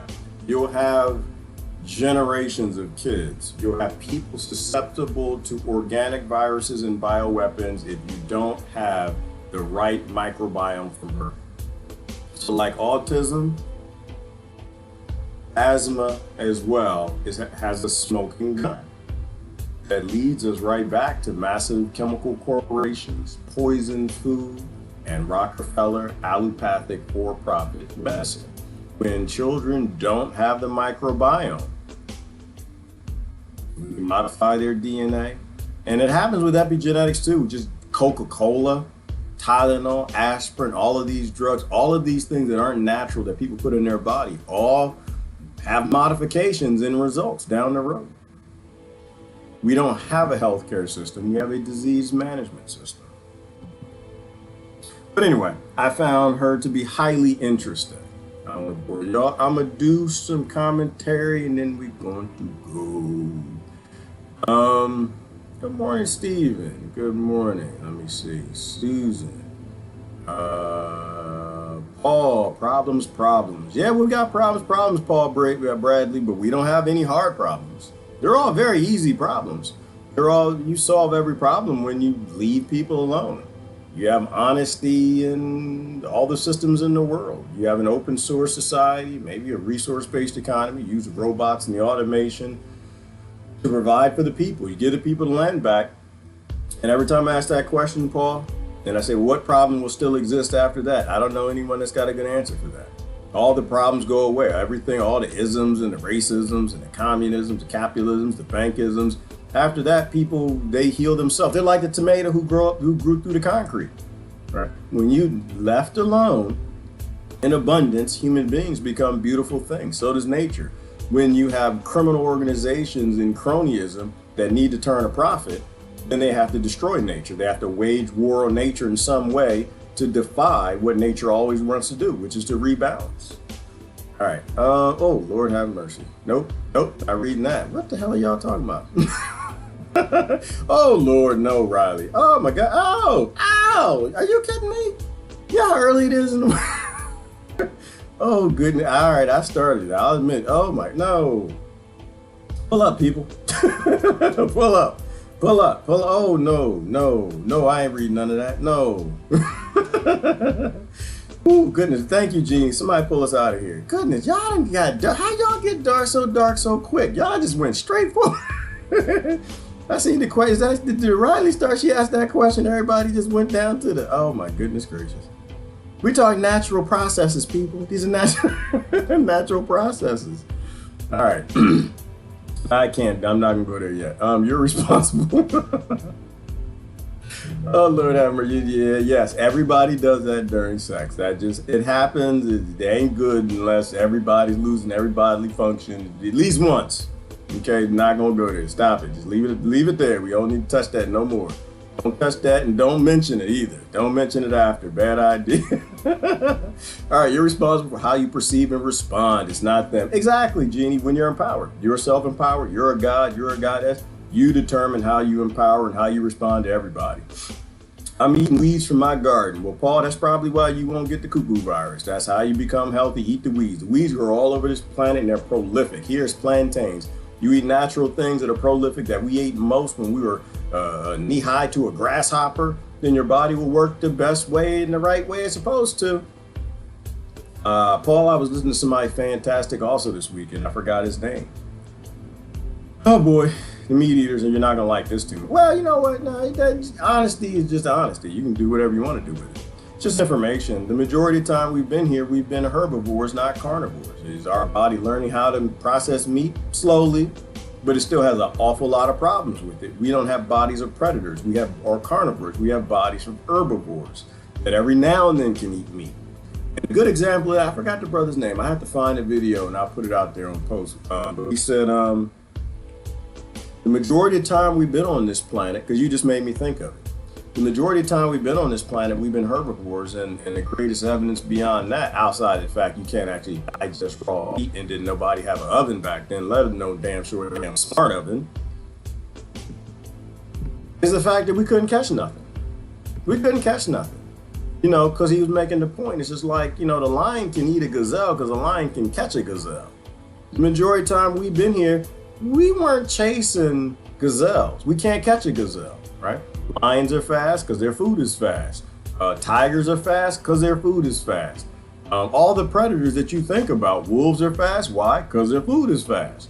But it makes no sense that human beings were eating gazelles or anything that was fast, because most people that you know, they can only run for about 5 minutes. Most people run about 5 minutes, and the best runners, they can't go 70 miles an hour like a cheetah. So yeah, the majority of the time we were here, we evolved to eat the things that we ate the most. I'm not saying we didn't eat meat, but we damn sure didn't eat it the majority of the time. We didn't have the capability to catch these things. A rabbit will outrun you. It was just a deep thing. You said that, and I was thinking about it. I was like, wow, that actually makes a lot of sense. You know, but people like to defy that. I'm fine with that. People can eat whatever they want. You know, I'll eat my apple pie, you know. But studies show, and it's very truthful, that you want to reduce the amount of meat that you eat. And it's not to fight climate change, because vegetable gardening creates more problems with the climate. If you're talking about CO2, than raising the animals. And animals sit right there on that property, they eat that grass, and they fart. That's all they do. Your vegetables are coming from Canada. They're coming from Mexico. You have papayas that are coming from the Tanzania, the place where jackfruit gets cuckoo virus. And that's burning up more fossil fuels than anything else. Which is why I'm a vegetarian. I'm a vegetarian because it's healthy. That's why, because when I eat that food, my body works better than it does perform when it's on meat. And that's the end of my discussion. All right, anyway, this is where I come to learn all of my dirty moves. Apparently, Daniel, it looks like they being nasty this morning. I guess that's another thing lockdown does to people. All right, what's her name? Link. I'm just jumping back in. Did you post it on your page? I'm not saying it is, Trish. It's under microbiome. If you go down, my first post on microbiome I got from her. She's the first comment on it. She talks about the microbiome the whole time, and that was just like a few minutes. The beginning was delicious, Trish. It was awesome when she talked about how the microbiome drives the human body. And if you have anybody that needs to destroy the microbiome, it is the pharmaceutical industries. Anybody in Rockefeller medicine, any industry that profits from disease, they have to destroy the microbiome. They have to attack inflammation. They got to attack the immune system. Otherwise, they won't make any profit. They literally only make profit when human beings work less efficient. Getting rid of your immune system and getting rid of the microbiome that protects your immune system and all the other cells in your body. That's always been the goal. That's how they make profit. And it's just an industry. It's not like a dark thing. It's just, we'd be stupid to keep an industry that profits from sick people. And we'd be really stupid to listen to that industry for a cure as well. Oh, goodness gracious. Really, Pat? Oh, Lord have mercy. Lori, stop it. You know, sometimes I put Lori in my mind like she's like this angel. Just this super sweet lady. And she's sweet, but she nasty. Yes, I just did read that. All right. Gerard's going to put us all in detention. I'm not putting nobody in detention, Lori. Lori need to be Lori. Pat need to be Pat. Nick need to be Nick. I think, real talk, we already self-censored. We already self-censored too much. And real talk, I play with Lori and I play with Pat and I play with Beaufont and I play all with the rest of them, but none of us, I don't think, are really serious. First of all, we're all family. We love each other. And number two, we're already being censored enough. Why would we censor enough? We're not trying to guilt anybody into not being themselves. You got to be you. It's the apocalypse, right? It's the apocalypse. You need to enjoy this. We don't know. We're not promised tomorrow. We have no idea what's going to happen tomorrow. You need to live your authentic life. You now say what you got to say. But if you talk about lube and farting and sex and all of that earlier, even if I started it, because y'all know how to stop. Y'all get to going. All right. Oh my goodness, Pat. Oh, stop it.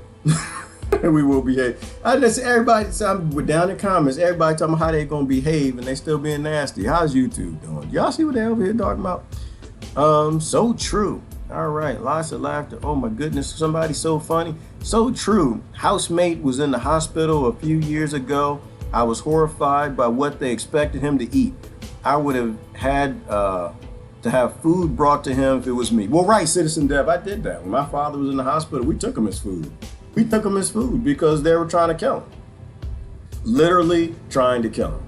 But, and it's not somebody, they say that it's not really the doctor's fault, that the doctors kind of drive a lot of that hospital administration. They don't understand nutrition. They have like 7 hours of health training, so they don't know. So, of course, they're going to have the cafeteria at the hospital give them the deadly food that they eat too, which is why the doctors are not only just members, but they're not only just, how does the hair club for men go?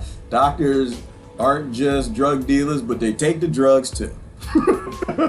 Because they eat the poison and they feed it in their hospitals. If you know somebody in the hospital, please take them healthy food. Do not let them eat that crap.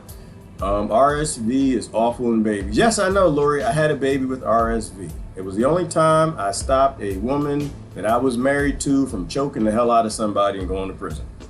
I think I told that story before. Yeah, I had a son with RSV, which is part of why I'm not here to play. I'm not here to play with anyone trying to treat my son like a leper, well-meaning or not. It doesn't really matter. He had RSV, and I'm not totally convinced that the respiratory issues are gone. Ain't no way in hell I'm making him.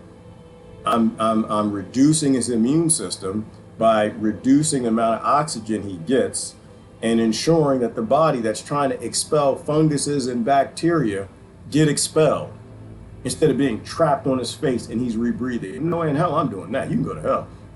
Oh, we'll fight all day. Lori, we'll fight all day. Not you. Whoever shows up, whoever said that. They come to, oh, you're going to put your son, you're going to put a mask on him. First of all, you touch my son, I'm going to prison. That's number one. Number two, you need to educate yourself. I really don't give two damns what any of your colonizers, your Caesars, or any of your little psychopathic slave masters say. You ain't touching my baby. That's the hey, I Worf. Okay? I evoke Star Trekker Worf. Today is a good day to die. All right? Today is a good day to die. You understand this, and you ain't gonna kill me anyway. Everybody's got their limits. I got my limits. Yeah, you better probably leave the women alone around me, and you probably better leave the babies alone. The men, you can probably do whatever the hell you want to them, because they crazy anyway. No, today is a good day to die. And I laughed the whole time. I really don't care. I have, you can only take but so much. And then you got to draw a line. And that line is firm. That line is firm as hell. I will be happy to exit your psychopathic existence because I don't want a social credit score any damn way. I'll be happy to, but you ain't gonna let me live a slave. Slavery is a choice. Bury me at sea with my ancestors. From Africa, Britain, Ireland.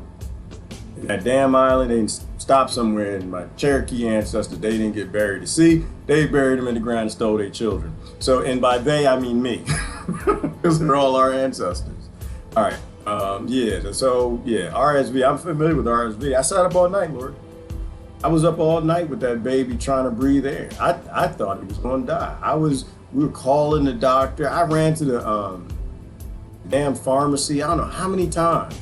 He couldn't breathe. He was fighting to get air, and that's the worst thing. That's the most evil thing you could do to somebody, probably, is to drown them. To watch somebody choking for air. I'm gonna stop right there, Lori, because I'm gonna get serious now. Unfortunately, I've seen too many people choking for air. And when you've got industries that make profit from people choking on air, whether it be tobacco, big pharma, any of the medical companies, and the unregulating psychopathic government, yeah, I try to keep it light, and I'm not gonna be able to keep it light. We start talking about RSV and people making profit off of killing people slowly. All right. Glyphosate kills the microbiome, and it's in all the food. It is Gabrielle Leon. The problem with you is you actually read books. Gabrielle pays attention. Yeah, it is. And in fact, with glyphosate, in the very beginning, didn't they try to register it as an antibacterial? They registered it as an antibacterial first before they put it in all the food. And so it kills off your microbiome, and it's in every damn thing. I either missed or didn't get the notification of the live feed. Can you start over again? Okay, we're gonna start all over for Brother Robert Walker. We're gonna start up at the beginning. Hi, what song was I singing when you started? Yeah, well, you know what? Robert Walker, as you know very well, I'm shadow banned. I think, therefore I'm shadow banned, right? Isn't that how that works? I think, therefore I am. I think, therefore I'm shadow banned. Nobody's allowed to think for themselves. When you got doctors doctoring for themselves, healing for themselves, the frontline doctors. Anytime you got women standing up for themselves, no, they get censored. Getting censored. It's the world we live in. If you go along with the masses, you go along with the people, you're good to go, because the people are controlled by the mass media. But if you think for yourself, that's that shadow ban. Two of my kids have asthma and two of my grandkids have severe eczema. I am sure it's vaccine related. Well, Nick Stenson, you wouldn't be too far from what Dr. Judy Miskovich said. She was the lab tech. I'd encourage you, if you didn't watch her interview with, who was that? Catherine someone? I forgot the interview. We posted it. It's probably gone. They might have deleted it. She explained that there are only three ways to actually get animal viruses, animal tissue in a human being. One, if you eat an animal, you cut yourself and you cut the animal, same knife, you get that tissue in your bloodstream, the viruses can jump your species. It's rare, but it happens. Two is the mosquito, which I got bit by a bunch of those this weekend, because the mosquito bites the deer, then it bites me. And three is a for-profit model that you just talked about, where she said they knew a very long time ago that they were injecting people with animal tissue, and that animal tissue was becoming something. I think it was an SV-40. I believe that was a virus. This is a long time ago from the polio shot. And since they've been switching over to infant tissue, which I don't know. Yeah, I'm not a scientist, not that kind of a scientist. I don't know if that's better or worse or what have you. I mean, me personally, you're not putting anybody's viruses tissue in me. It just ain't never gonna happen. Once again, today is a good day to die. You think you're gonna control me and tell me, force medicate me? That's not medication. It's called abuse. If you want to force something in me, that's a fight. You're gonna have to kill me because you ain't gonna get it in me alive. I shoot myself. And I laugh about it the whole time. No, we're gonna fight. We're gonna fight. Nah, you got to get my anger first. But before you strap me down to something, put me on the paddy wagon, take me somewhere to make me live as a slave, being injected by whatever you want to put in me, not gonna happen. I'm gonna live free, and my microbiome is gonna live free too. Nope, not suicidal, not even thinking about it. Never think about it. Nope, sorry. I'm too happy. I enjoy life too much. But it'll be a fight on TV. You try to force me with any of that. But yeah, look up Judy Miskovich. But also watch this lady too, but also stop voting too, because the NSA knows all of it. They have all the notes, they have all the records. They caught the pharmaceutical industry way back then where they're like, you know what? Shooting people with this stuff is making new diseases. Oh, that's okay. We're going to keep doing it. Eventually in the future, we'll switch over to infants and we'll stage some sort of a worldwide thing. And when that happens, we'll convince everybody the virus is coming to get them. We'll get everybody injected. And that way we'll get rid of the control group, which explains why Del Big Tree was deleted from YouTube. There is a global scam that's happening, and there's not just a global scam that's happening. I think there are endless cover-ups that are happening right now. I think everybody's jumping in to capitalize. Once again, to me, it's all economics. When bad things happen, that's when you pull something. When the teacher ain't looking, that's when you run out the room. That's when you take that paper and you ball it up and you hit Tanisha in the back of her head with a love note. Because you capitalize on a disaster. Everybody knows that. You want a piece of cake? You wait till your brother's in trouble. See, I was the youngest. I know how that works. Or you get him in trouble. And when your dad yelling at him, you go to the kitchen. You grab you a little piece of cake or something. But you got to get a little piece because my father was a cake junkie. That's why his immune system probably didn't work so well. You get that little piece of cake. You capitalize on a disaster. So right now, until further notice, until pharmaceutical industry denies it, a government, some scientists stand up, say that Judy Miscavige is wrong. If you are accused of something and you don't defend yourself, to me, you're guilty. You should try to defend yourself at least, right? They didn't even try to defend themselves. But I think there's that. I think there's a currency collapse that's happening. They're reshifting that. They've always been trying to get us back to feudalism, this one world government. And so they're like covering up all the crap. They're shutting down all the small forms of government to create this massive corporation. The only real governments you have, or at least in America, are the state level and below. Those are governments. People still have influence in that. People have no influence above that. So they're going to take the national corporations. They all failed. They're going to get rid of all of them. America, Australia, Britain, all of them. They own all of them. They print their money. They own them. They own the world. We are an empire, and it's not an American empire. We are the lackey. We're just the weapon. We're just the thug. There are other portions of the empire. But this collapse and wave 2, which is coming along, is going to shut down and destroy the rest of the states, right? Like the states are still waffling on that sales tax. Once you shut down, I don't think the states would make it now, even if they didn't do a wave 2, because I think they said at the end of the year, 85% of all restaurants will have failed. So when that happens, state revenue can't continue. They're going to have to lay off 50, 60, 70% of their staff and services, which means the states are done. The states are gone. Wave 2, not even a question. You won't have a state. Your state will not exist. It's done. And any effective means. I mean, the federal government can print more money, create that hyperinflation and give it to them and bribe them more. But in terms of say, you won't have any say. They'll be a part of that United States Incorporated Corporation. So that's being collapsed though. And so in the state level, the corporations at the nation level to create a one world government. And I think this is why they did all this scam, starting with the Act of 1871 or before that, leading up to all of this. The Federal Reserve Act. It's a corporation. They can do anything they want to do with it. We're not citizens, we're commodities. They have to get rid of the last of the governments. Now citizens completely, there's no one in defense of citizens other than themselves. And they hate themselves and they're fighting each other over dumb stuff. To take everything right back to feudalism. It was a great scam to take everything back to one king, because there's no difference between a king and a one world government. You win. And a lot of people are cheering for it. Paul said you don't get asthma from smoking. Well, according to the science, not science, Paul, according to what she just said, one of the ways you get it is by, if I could say it right, correct me if I'm wrong, your lungs not becoming what they should because you didn't have the original microbiome that can modify your DNA and teach your immune system, that your organs develop over time, and it's based on the complement of the microbiome that you have at birth. So we got a lot of issues with that, Paul, in terms of how do you help a child to have its natural microbiome? Well, first of all, do the parents. That's like number one.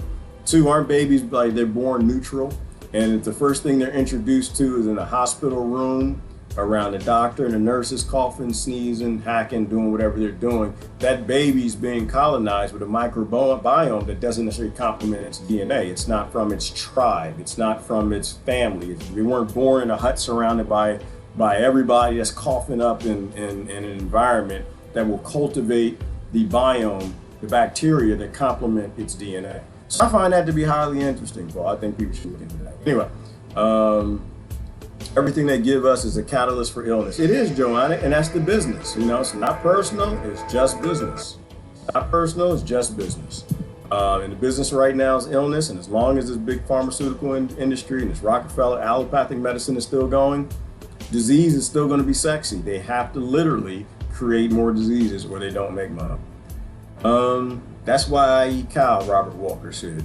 And you know, people eat what they want to eat. The only thing I recommend to people, Robert, is if you're going to eat something, if it's going to be an animal, in which, you know, to be flat out honest, according to China study, Dr. Campbell, you don't actually have to stop eating meat. You just have to reduce it. You just got to get it less than 11 or 12% of your diet, and that will stop your body from having enough of the casein protein that grows cancer.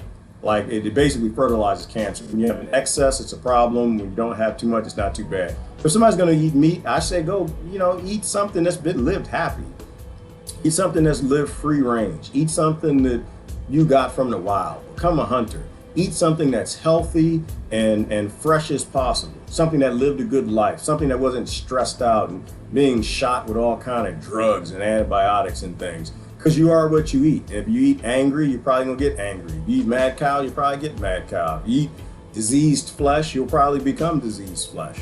If you eat happy flesh, I think you might become happy flesh. Radiation seaweed like kelp, miso are great. Learned when I lived near a nuclear power plant. Ew. Yeah, I do too, Jennifer. So whatever you die from, Jennifer, I'm coming with you. I can see it in the distance, like, oh look, the radiation power plant. It's smoking today.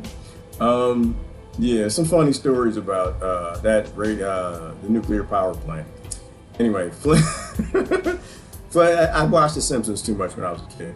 Phlegm every once in a while. Yeah, Riley, it happens. It's natural. It's an immune response. You're supposed to have it. When you have it, just don't swallow it. Get it out, right? Your body's trying to clump up around something and expel it.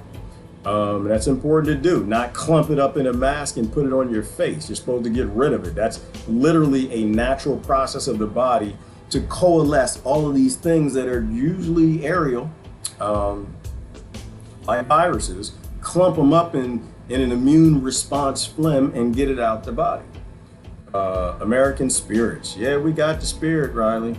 Do you have any supplements or any probiotics? Barbara, I don't. I don't like supplements. And I don't like probiotics.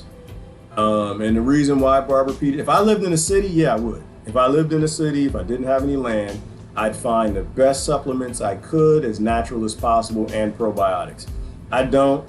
I live in the suburbs. I got a nice garden that I do, Barbara, and the mice poop all over the vegetables, probably, and the pee, and the bird poo falls, and the bacteria climbs on it. Like every morning, Barbara, I get up and I get kale. I'll go get fresh kale, and I got some white flies in there, and so I get kale seasoned with white flies. It's delicious. Oh, that's why I tell people I'm not totally vegetarian. Not when it comes to bugs. I murder the bugs like you would not believe. Oh, I ain't even worried about it. Half the time, Barbara, I don't even look. Because the best source of all of that is whole, fresh, raw, and alive, and I just eat them right. Shoot. Once I thought I bit into a ladybug, Barbara, and I just kept throw it back. Throw it back. Don't even think about it. Because I had to. If I spit that out and I saw a ladybug all crushed up in green blood and goo and stuff like that, yeah, I threw everything up, Barbara. I don't have a good, I'm not strong when it comes to If I don't think about it, I can eat almost anything. But if I think about it, oh no, that microbiology will make sure I throw it all up. That second brain in the gut will just send it all right back out. So yeah, if I lived in a city, I would do supplements because you don't really have much of a choice, right? We can't grow any food. probiotics as well. Or I'd get out to the country as often as I could, go walking in the dirt, go swim in a lake. You got to have that healthy microbiome. I just think the best source is the natural source. And the next best source might be, my fear is these supplement companies and these big pharma. The same problem with big pharma, the natural industry has as well, right? You have to make profit. You have to make profit to exist. You got to beat out your competitor. And as long as money exists and we have a capital-based system, medicine will not be about healing. It's about making money, right? Which means that natural medicine isn't about natural medicine. It's about making money. And when you get big enough and your competitor is big enough, you have to start cutting, or you have to start doing unnatural things to make more unnatural profit to keep up with them. So our problems are all systemic. I have no problem with the pharmaceutical industry. My problem is their model. It's working big pharma. And so you got a lot of the health food companies I don't trust at all. Like Whole Foods. Whole Foods used to be amazing. Now they're owned by Amazon. You know, the bigger you get, the more attention you attract, and then you're going to get bought. Why? Because they want to sell through you because people trust you. Anytime you get a blind following, you get corrupt, like every movement that we talked about. It's not about Black Lives Matter. It's about when you get a blind following, you get corrupted. It's not about Christianity. It's not about being Muslim. It's not about being American. Anything that you blindly follow, someone more powerful is going to come along, gobble it up, and control that thing. All right. Ooh, y'all in the great good. Ooh, y'all just flipped. That's why I like coming here, because y'all flipped from being nasty and disgusting to being nasty and disgusting in a different kind of way. Yeah, you're talking about health food. That's good. That's good stuff. That's help people. Talking about probiotics, miso, apple cider vinegar, kombucha. Ooh, Genie kombucha. The best kombucha I had was in Belize. The guy put cannabis in everything. Oh, it was delicious. Delicious. Way out in the middle of the jungle in a yurt. But I was with friends, so, you know, whatever my friend did, I had to do. All except for eating it, because, you know, eating kombucha out in the woods with people that ain't got power or running water, it's a little weird. But microbiome. I was with a friend, so I had one of my friends, and she's female, and I couldn't be a punk on that. I had to do the kombucha. I had to take the kombucha from the crazy hippies that lived out in the middle of the jungle in Belize in a yurt. I had to eat this. I drank his kombucha. It was delicious too. I probably got all kind of gut bacteria from that. Ugh. That's probably why I'm so healthy now. It's part of it. But I couldn't get down with her when she ate this. Some of y'all know who she is. I couldn't get down with her when she ate the, what was it? Took a tour. Went down to Cacao, looked at the site, and was heading out. We got a really excitable tour guide. Oh, the man was telling everything. This, that, and the other. And this is what the culture did. This is what we did. We used to use that, put that, make this, make soup. He was telling us everything. He stopped and said, "Look, that's a termite mound. That's food." And I was like, "That's a termite mound. That's got really ugly, nasty looking, gooey creatures in it that eat wood. That's not food." So he stopped and the whole tour group stopped and they're like, "Oh, we're gonna eat termites." I said, no, we not. There's no we when it comes to certain things. There's no we. You're not gonna get me to get in there and eat no damn bug. And she got a bug and other people got bugs. You can eat out termites. I got the camera. I'm that guy. I'll be a punk when I need to. No. I walked through a Black Lives Matter protest. I don't have time for people who already got the answers. My interest usually is people who like me, who are convinced that we have no damn idea what the answer is. We have a good idea what we probably shouldn't be doing, but we don't know what the answer is. They took them termites and threw them in their mouths, just crunching them up and stuff. Oof. I know that 80% of the world, 60 or 80% of the world's population eat bugs on a regular basis. I'm not one of those people. I'd have threw up a whole week worth of food. The damn termite, I'd have threw it all up. I didn't even poop all the rest of it. I'd have threw it. My body would have sucked some of it back up in and threw it back out. No, I don't do bugs, no. And I know a shrimp is a big bug, and I know a lobster is a big bug, and I used to eat that stuff too. But that was a long time ago in a galaxy far, far away. We are the defenders of children. We are Nick Stenson, and that is our main purpose on this planet. That's our main purpose, Nick. If we aren't defending the children, we ain't defending nothing. I have zero tolerance for any abuse of any type, any children, ever, anywhere. I agree with you, and I'm on that. And that's one thing I'm happy about with this right, is they seem to have figured that out. Hang on one second. Dynamic, and by day 8, we can see profound pathology in the airways. And so what we found is that when we tested the airways of these animals for how responsive they were, only the animals that received the live Lactobacillus johnsoni had significantly reduced reactive airways. And also, they were the only animals that had significant reductions in allergic inflammatory markers and molecules in their airways. Again, IL-4, IL-5, and IL-13. So this told us that we needed a live microbe to actually confer protection in the airways, which is what this is pointing out. But we began to think about, how does this happen? What's actually happening before we get to that stage where we can see differences in airway pathology?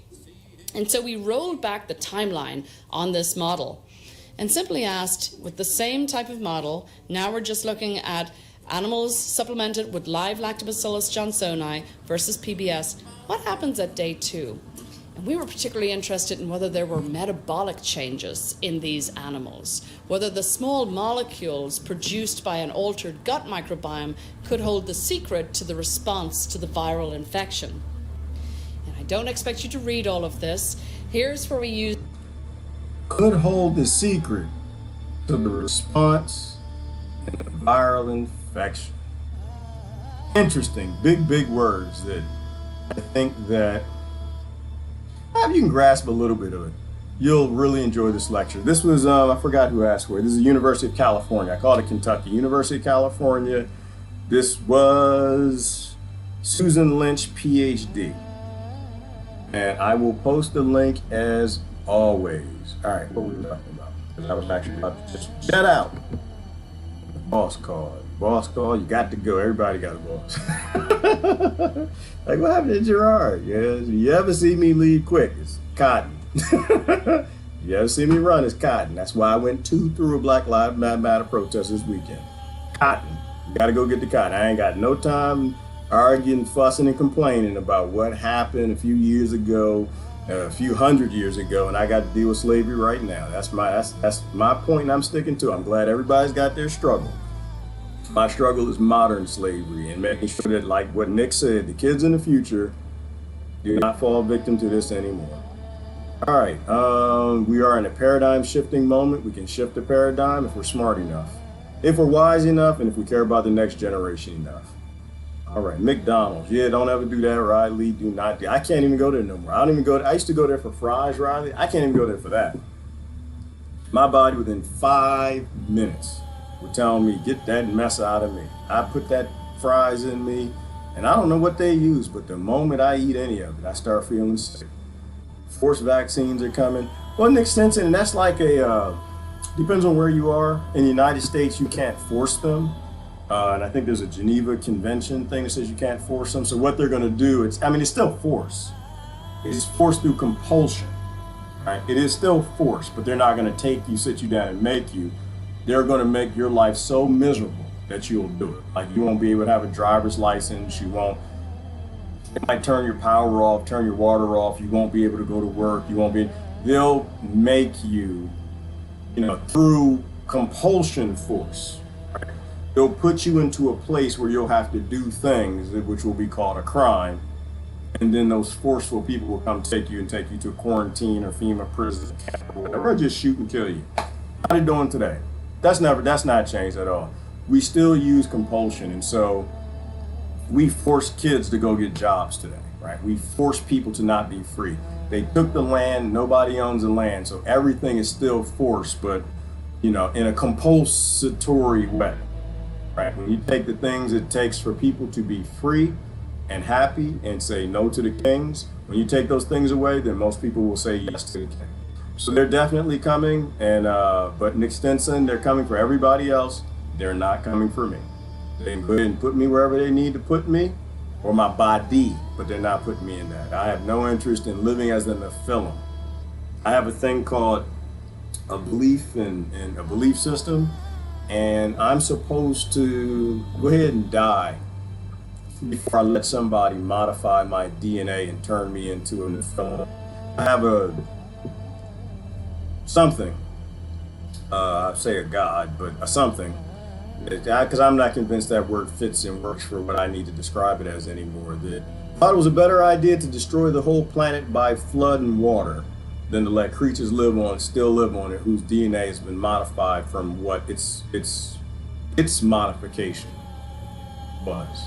That's how I put that. Yep, that's her name, Judy Miscavige, Lori. Let me see. I don't think so. Years away. We have more to come. Oh, we got a lot to come, Riley. The apocalypse is just getting started. World War III is just really starting to come to an end to reveal, in an apocalypse, the silent weapon for quiet wars and the fact that we've been losing for a long time. But in the end, we win, Riley. I think we're going through tough times. But human beings at their core, by default, they will always default back to looking to each other. You know, in abundant times, they become really foolish. In hard times, they all pull together. Watch Judy, watch this lady too, and quit voting. Yeah, it's time to stop. It's time to give up on that dark magic practice, Rebecca. It's time to let that nonsense go. The system needs to go. Voting to me, Rebecca, is for people who think the system is fixable.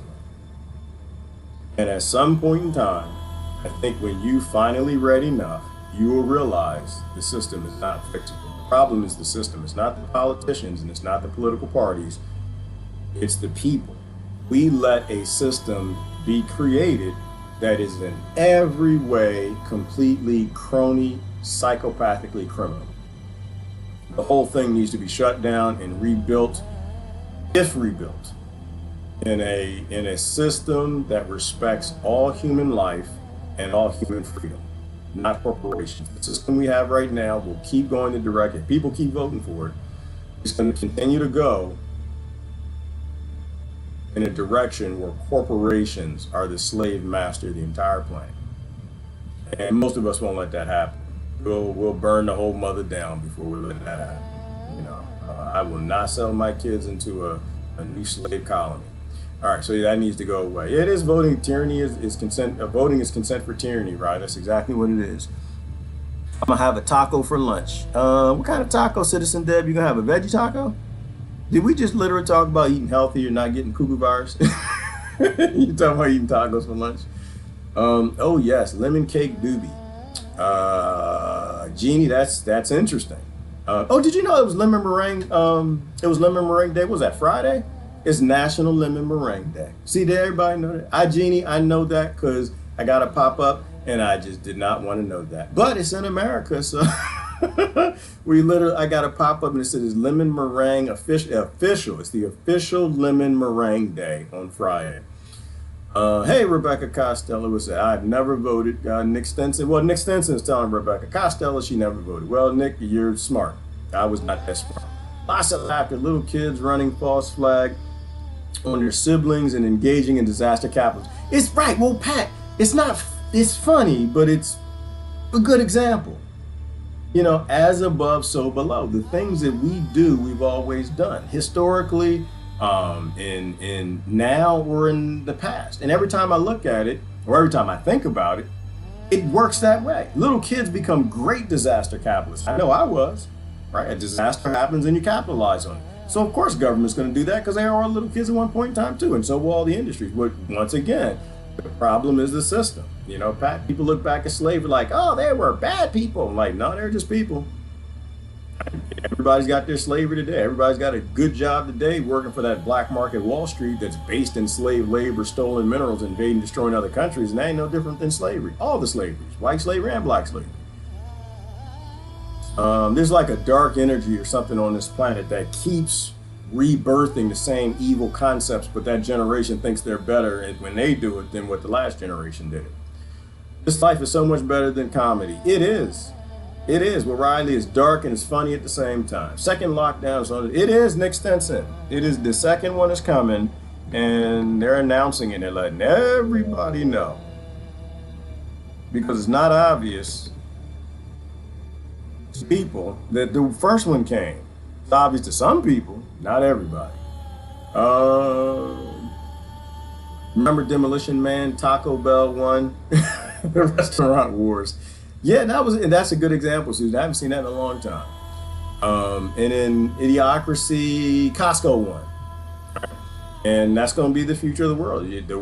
We're literally going to a corporation feudalism where the corporations are the kings. And we got millions of people cheering that and getting ready for vote for more of it.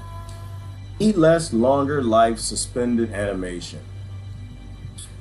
Which is funny, Riley, because the less you eat, the healthier you become. There is that balance point. That was on PubMed, and other came from my doctor, which is Dr. Sebi. Very real things. And intermittent fasting is a thing too. Our bodies are designed that way. Some things only come by prayer and fasting. I just rewatched that the other day. What'd you rewatch, Lori? Oh, that. Okay. Boom, boom, boom, boom, boom, boom, boom, boom, moving down, down, down, down, down, down, down, down, down. I eat bow shot deer. My son-in-law hunts. I used to too, Lori. I used to eat ground venison. Stopped meat 3 years ago. That's good to hear, guy. I stopped meat. It's like 15 years ago now, something like that. Me too. Organic food doesn't need supplements if you're healthy. And that's my point, Christine, is that go to the source as much as possible. Go to the source. If you want protein, go to the source of protein. All protein comes from the sun, goes into plants first, well, through photosynthesis. They create those proteins, and that's the best source to get it from. Same thing with whole things. It's best that it don't go to a factory or a corporate farmer before you get it. Grow it out of your garden. But if you don't have a choice, you're in the city, the food is depleted, then you got to do supplements. But I would say do your homework first. Look into that company, how they produce. I'd look at what a lot of the natural companies say about that company. I would do my research first. I just wouldn't go to the store and just buy something. That's how you might as well go buy some pharmaceutical drugs. Knock the horns off it and put it on my plate. Ugh, Riley, that's nasty. How are you, Gerard? I'm doing great, guy. How you doing? My spirit animal. What is your spirit animal? The termite, Lori? What was that? I forgot what we were talking about back then. Getting down to the last couple comments that I'm Ooh, I love kombucha. I do too. It's delicious. But I like natural kombucha though, Nick. I don't like I don't like grocery store. I don't like bottled ones. I like it when my friends make it. I don't like the kombucha that I've never made it. Fungus and I'm not ready for that yet. My level is not that. My level is eat my friend's kombucha. It's not make my own kombucha, because like when it's done, you gotta like blow the froth off the top, all the fungus and colonies and stuff. Yeah, I'm not ready for that one. But the grocery store stuff, the stuff that they sell in bottles, oh, that's all disgusting. I don't like any of it. I don't know why, but I trust my body. And the minute I put that stuff in my mouth, my body's like, oh, that's not kombucha. That's just booty. It's like carbonated or something. It's just weird. It doesn't taste right. Nice termite. I'm so flattered. No, isn't that what you said? I was talking about termites and I read the comment. You said that's my spirit animal. So are you talking about termites, Lori? No, I'm sure y'all were talking about something else. But that was where I read the comment. Jimmy T is in the house. We should have 3 executive branches for presidency. Either that, Jimmy, or we shouldn't have executive branches or presidents. See, I'm kind of, Jimmy, on the side of I can kind of rule myself. I don't really want to be ruled anymore. I think it's all slavery. They're just different flavors of slavery. I don't believe in authority anymore. I think everybody should rule themselves on their own land. And we should have something, a facilitatement, not a government. I don't think nobody should be governing anybody else. I think all we need is someone to facilitate the resources, facilitate everybody having food, houses, 3D printed houses, medicine, natural medicine, all those things. But as far as telling what people what to do, I think we need to let that just die with all the other bad ideas in history. Facilitatement. So it can have 3 executive branches all at once. It can have a president all at once. As long as those 3 executive branches don't have no damn power. They don't have a military. They don't have a police force. All they have are automated robots and ways to create more things to give to other people. And when I say that, Jimmy, people will say, well, what happens if we get attacked? terrorists come to get us. Well, you know, people mad at you. What do you do when people mad at you? You give them things, and they stop being mad at you. Like, how do you end all war?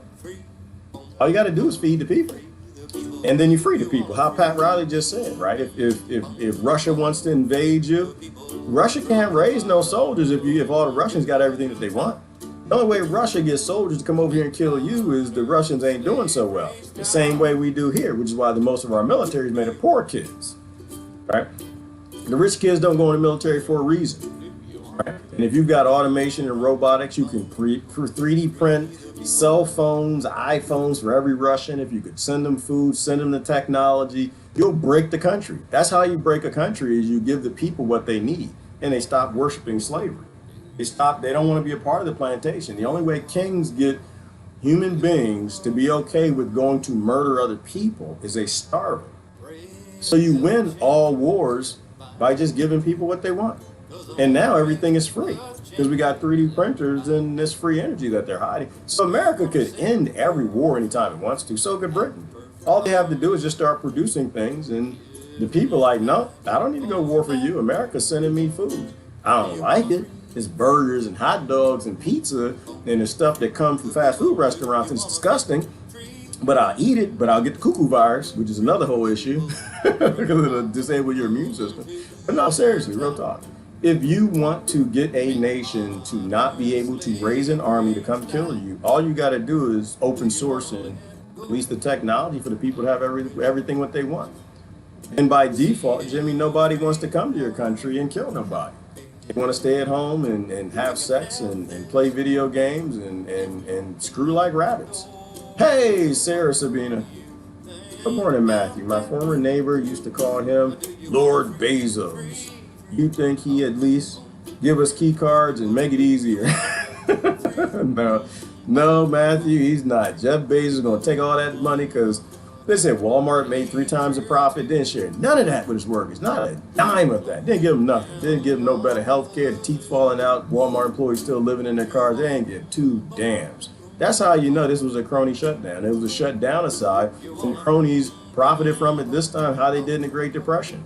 Lord Bezos, all he's going to do is take that extra profit and buy more government, make it harder for the people. People have even less. They'll be even more mad at each other, and they're still going to buy from Amazon. Because people don't read, they don't seem to understand that. When you centralize power, that power will smack you up directly.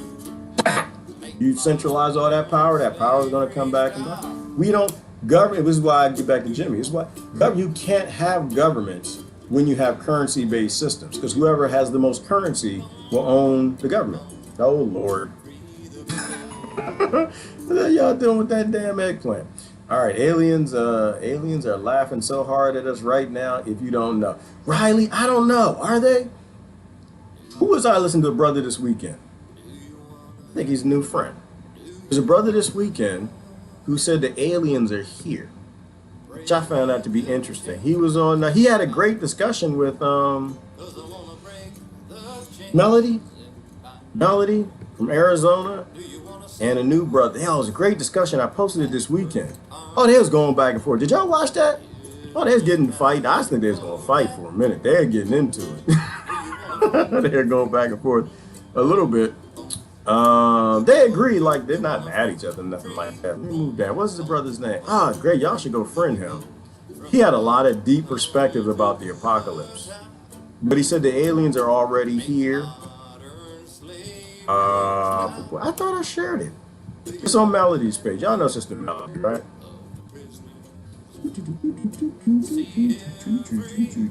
Dang, I post this much, I'm still going down.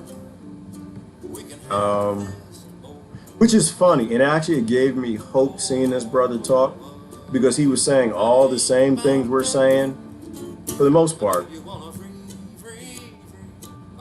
But I don't know who he is. I've never heard of him. I've never seen his talk. Oh, no, here it goes, right here. There you go. No, the brother right here, Juan Wade. Hang on, let me show you. I'll show you.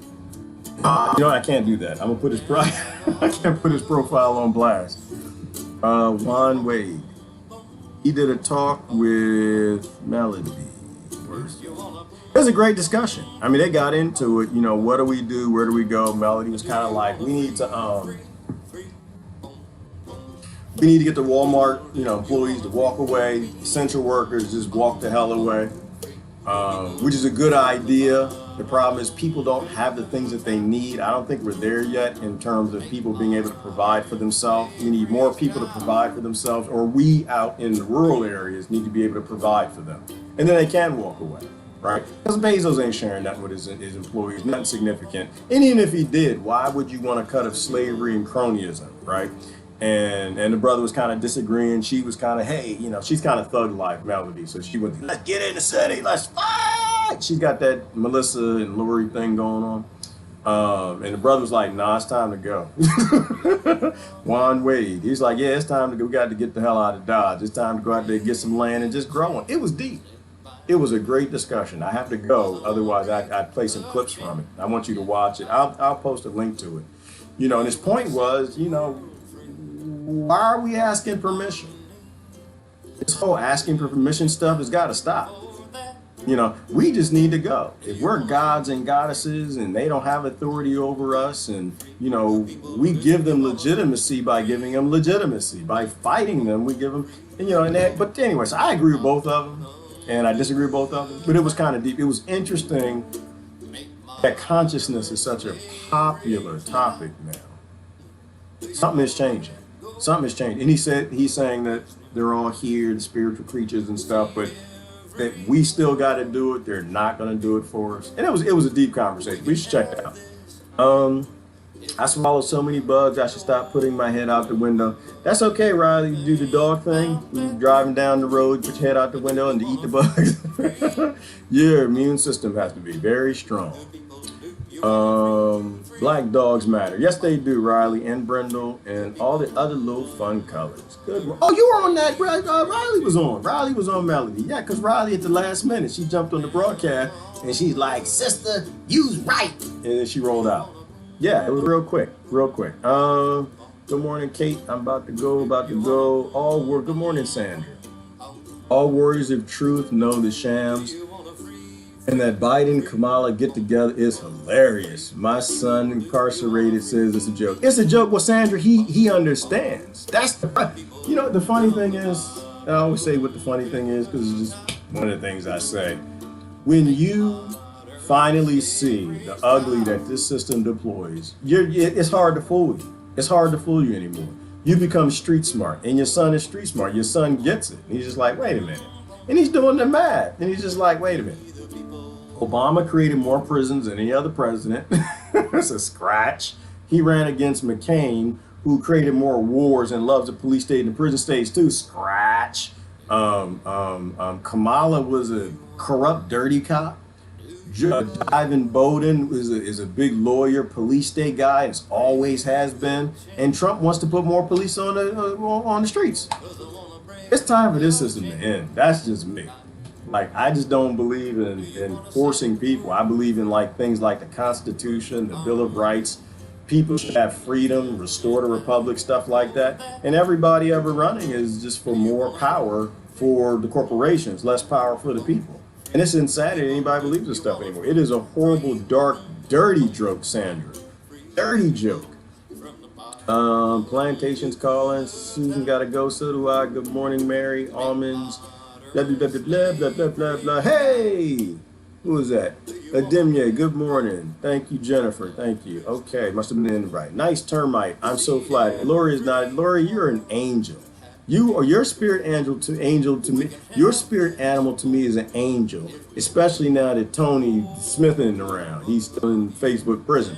But when he comes back, then I know that mouth to get to go. She's a beautiful cussing angel. That's all she is. Day 228 of flatten the curve. Oh, Lord have mercy. I hate that word, Ronnie. I hate that phrase. It's just stupid. People just need to eat natural food, stop stressing their immune system, and develop a microbiome. They don't have nothing to worry about. The organic viruses don't kill you. The only thing that kills you are bioweapons, and you having an ignorant diet. That's what kills you. Viruses are extensions of our immune system. My favorite virologist, I forgot his name. He's at some university. I listen to his videos. I'm subscribed to his channel. I post them all the time. Viruses are just an extension of our immune system. And if you have trouble with your immune system working, you need to change your lifestyle. All right. Oh, flatten that bass. Yep, Lori, no. Don't flatten it. Don't, no. No, make it bigger. Keep eating. Let me see. We are adults. We do not need parents to tell us what to do, meaning government. Marianne, and I agree with you. You know, and this is what people are sick of, but they don't really know that. And this is why I was telling them earlier, I had to go through a Black Lives Matter protest this week. I thought I was, it didn't happen. I don't stop and protest with people no more because, for one, the things I think we need, we're not going to get from begging government. And they already know Black lives don't matter. I mean, honestly, like, for real. You know, and same with white lives matter. They already know white lives don't. The government, they're not blind. They're the one who wrote the laws. They literally wrote the laws to give your rights to corporation to let them make a whole lot of profit holding your rights. They know your lives don't matter. They don't care. They don't care at all. They don't give two damns. And so when I talk to people, Marianne, I like to talk to people who care and who want to change their behavior, like even the adults, which I really don't talk to my family a whole lot. I like people who are interested in making things better. And government, I have no reason to talk to them, and that's what a protest is, it's talking to them. It's time we do what Brother Juan Wade says. It's time to walk away. It's time to be done. You need to learn how to grow your food. You need to learn how to take care of yourself. You need to dig water wells. It's time for a mass exodus. It's not time to vote harder. Voting is what got us here. It's time to get the hell out of Dodge and give up on this concept that we need a new master. That's my main issue with Black Lives Matter. And white lives matter. And blue lives matter is they all believe in having a master. I don't believe in having a master anymore. I think when you're an adult, you can put your pants on by yourself. You can go your own way. You can make your own decisions, and we need to fight for that at the root level. And the good thing is, most people get it. It's no fight, because white lives matter wants that too, and so does blue lives matter. They all want to be left alone. Most people do. I mean, don't get me wrong. There's some psychopaths that they're going to be violent no matter what you do. But it would be nice to have that 0.0001% psychopaths deal with than making 30% angry and hate each other. All right, what did I miss? He's talking war, y'all talking farts. I wouldn't extend, they talk about everything. Good morning, Myron. I got to go. Are we at the bottom? Got to go. Gerard, stop the show. I'm about to stop the show, right? You must got to go too. Slavery. Poop on Gerard and Pat Hauser, please. Why are people pooping on people? Well, you know, it's probably a good thing. It's how you get that immune system, get that E. coli built. The more you strengthen your immune system, it's a muscle. The more you use it, the more strength it has. Last comments, then I'm gone. My mom knew I was not into dang bread. Yeah, bread is horrible. Don't eat any bread, Citizen. Who's that? Citizen Depp, don't eat that stuff. I'm not vegan, vegetarian. Moderation on everything. Am kind of not heavy into the bread, milk, cheese, and hang up. Well, you know what? My answer on that one, Citizen Dev, is you got to be healthy. You got to do you. I can't do you. I can't tell Citizen Dev this is what you need to eat. That's ignorance. There are 7 billion different types of human beings on this planet, and they all have a different diet that they need to eat. You eat what you need to eat until you feel good. And then eat more of that stuff that makes you feel good. But eat less of the chemical foods that confuse your endorphin response. You know, and once you figure it out, when you don't get the flu every year, you don't get the colds and flus and cuckoo viruses, you got it. Keep eating that. That's how I think. But I don't tell people what to do. That's stupid. I might as well be the big pharmaceutical industry if I'm telling everybody they need to be vegetarian or vegan or something ignorant like that. You can get people killed doing stuff like that. Do you think Ivanka used a time machine? Maybe Barron and Trump also. Sean, I don't know the context behind that question. I don't know the context. A time machine for what? Riley said we're putting poop all over. That's what we're supposed to do. Eat the fruits and vegetables. They got the seeds. That's why the plants make them sugary, so the dumb monkeys will eat them and go poop them out 20 miles in the other direction so they can spread. They all went down between Christmas and New Year's Eve of last year. Oh, is that what you mean, Sean? If you really had to ask me, and I really had to dig deep in my rabbit hole and what the hell might be going on, they might be some damn, they might be some clones. There's a lot of people who believe that they're clones, Sean. I like that because you know what? I tell you where that fits in with me. I don't think billionaires are going to give you control to control their country. I don't think they'll do that. I think that they'll control people or control politicians by lobbying, by threats, and all the ways they used to through deals. And if they ever develop significant technology to make a clone out of them, they would do that. So I think they'll be clones. Possible. I don't know. Or did you think they had a time machine to come back here to help us? I don't know. I think government in general loves us right now, Sean. All right, that's it. That's gonna be the last comment. I think government right now loves us because they're making it so obvious. It is possible the entire government used time machines to come back to show us how completely ignorant they are. It's possible. It's possible. Because what they're doing now is going to force everybody into becoming sovereign citizens. Everybody with some common sense. It's going to force everybody that cares about black lives and blue lives and white lives. I mean, the passionate people, the people who really care, not the political ones that just want a new master.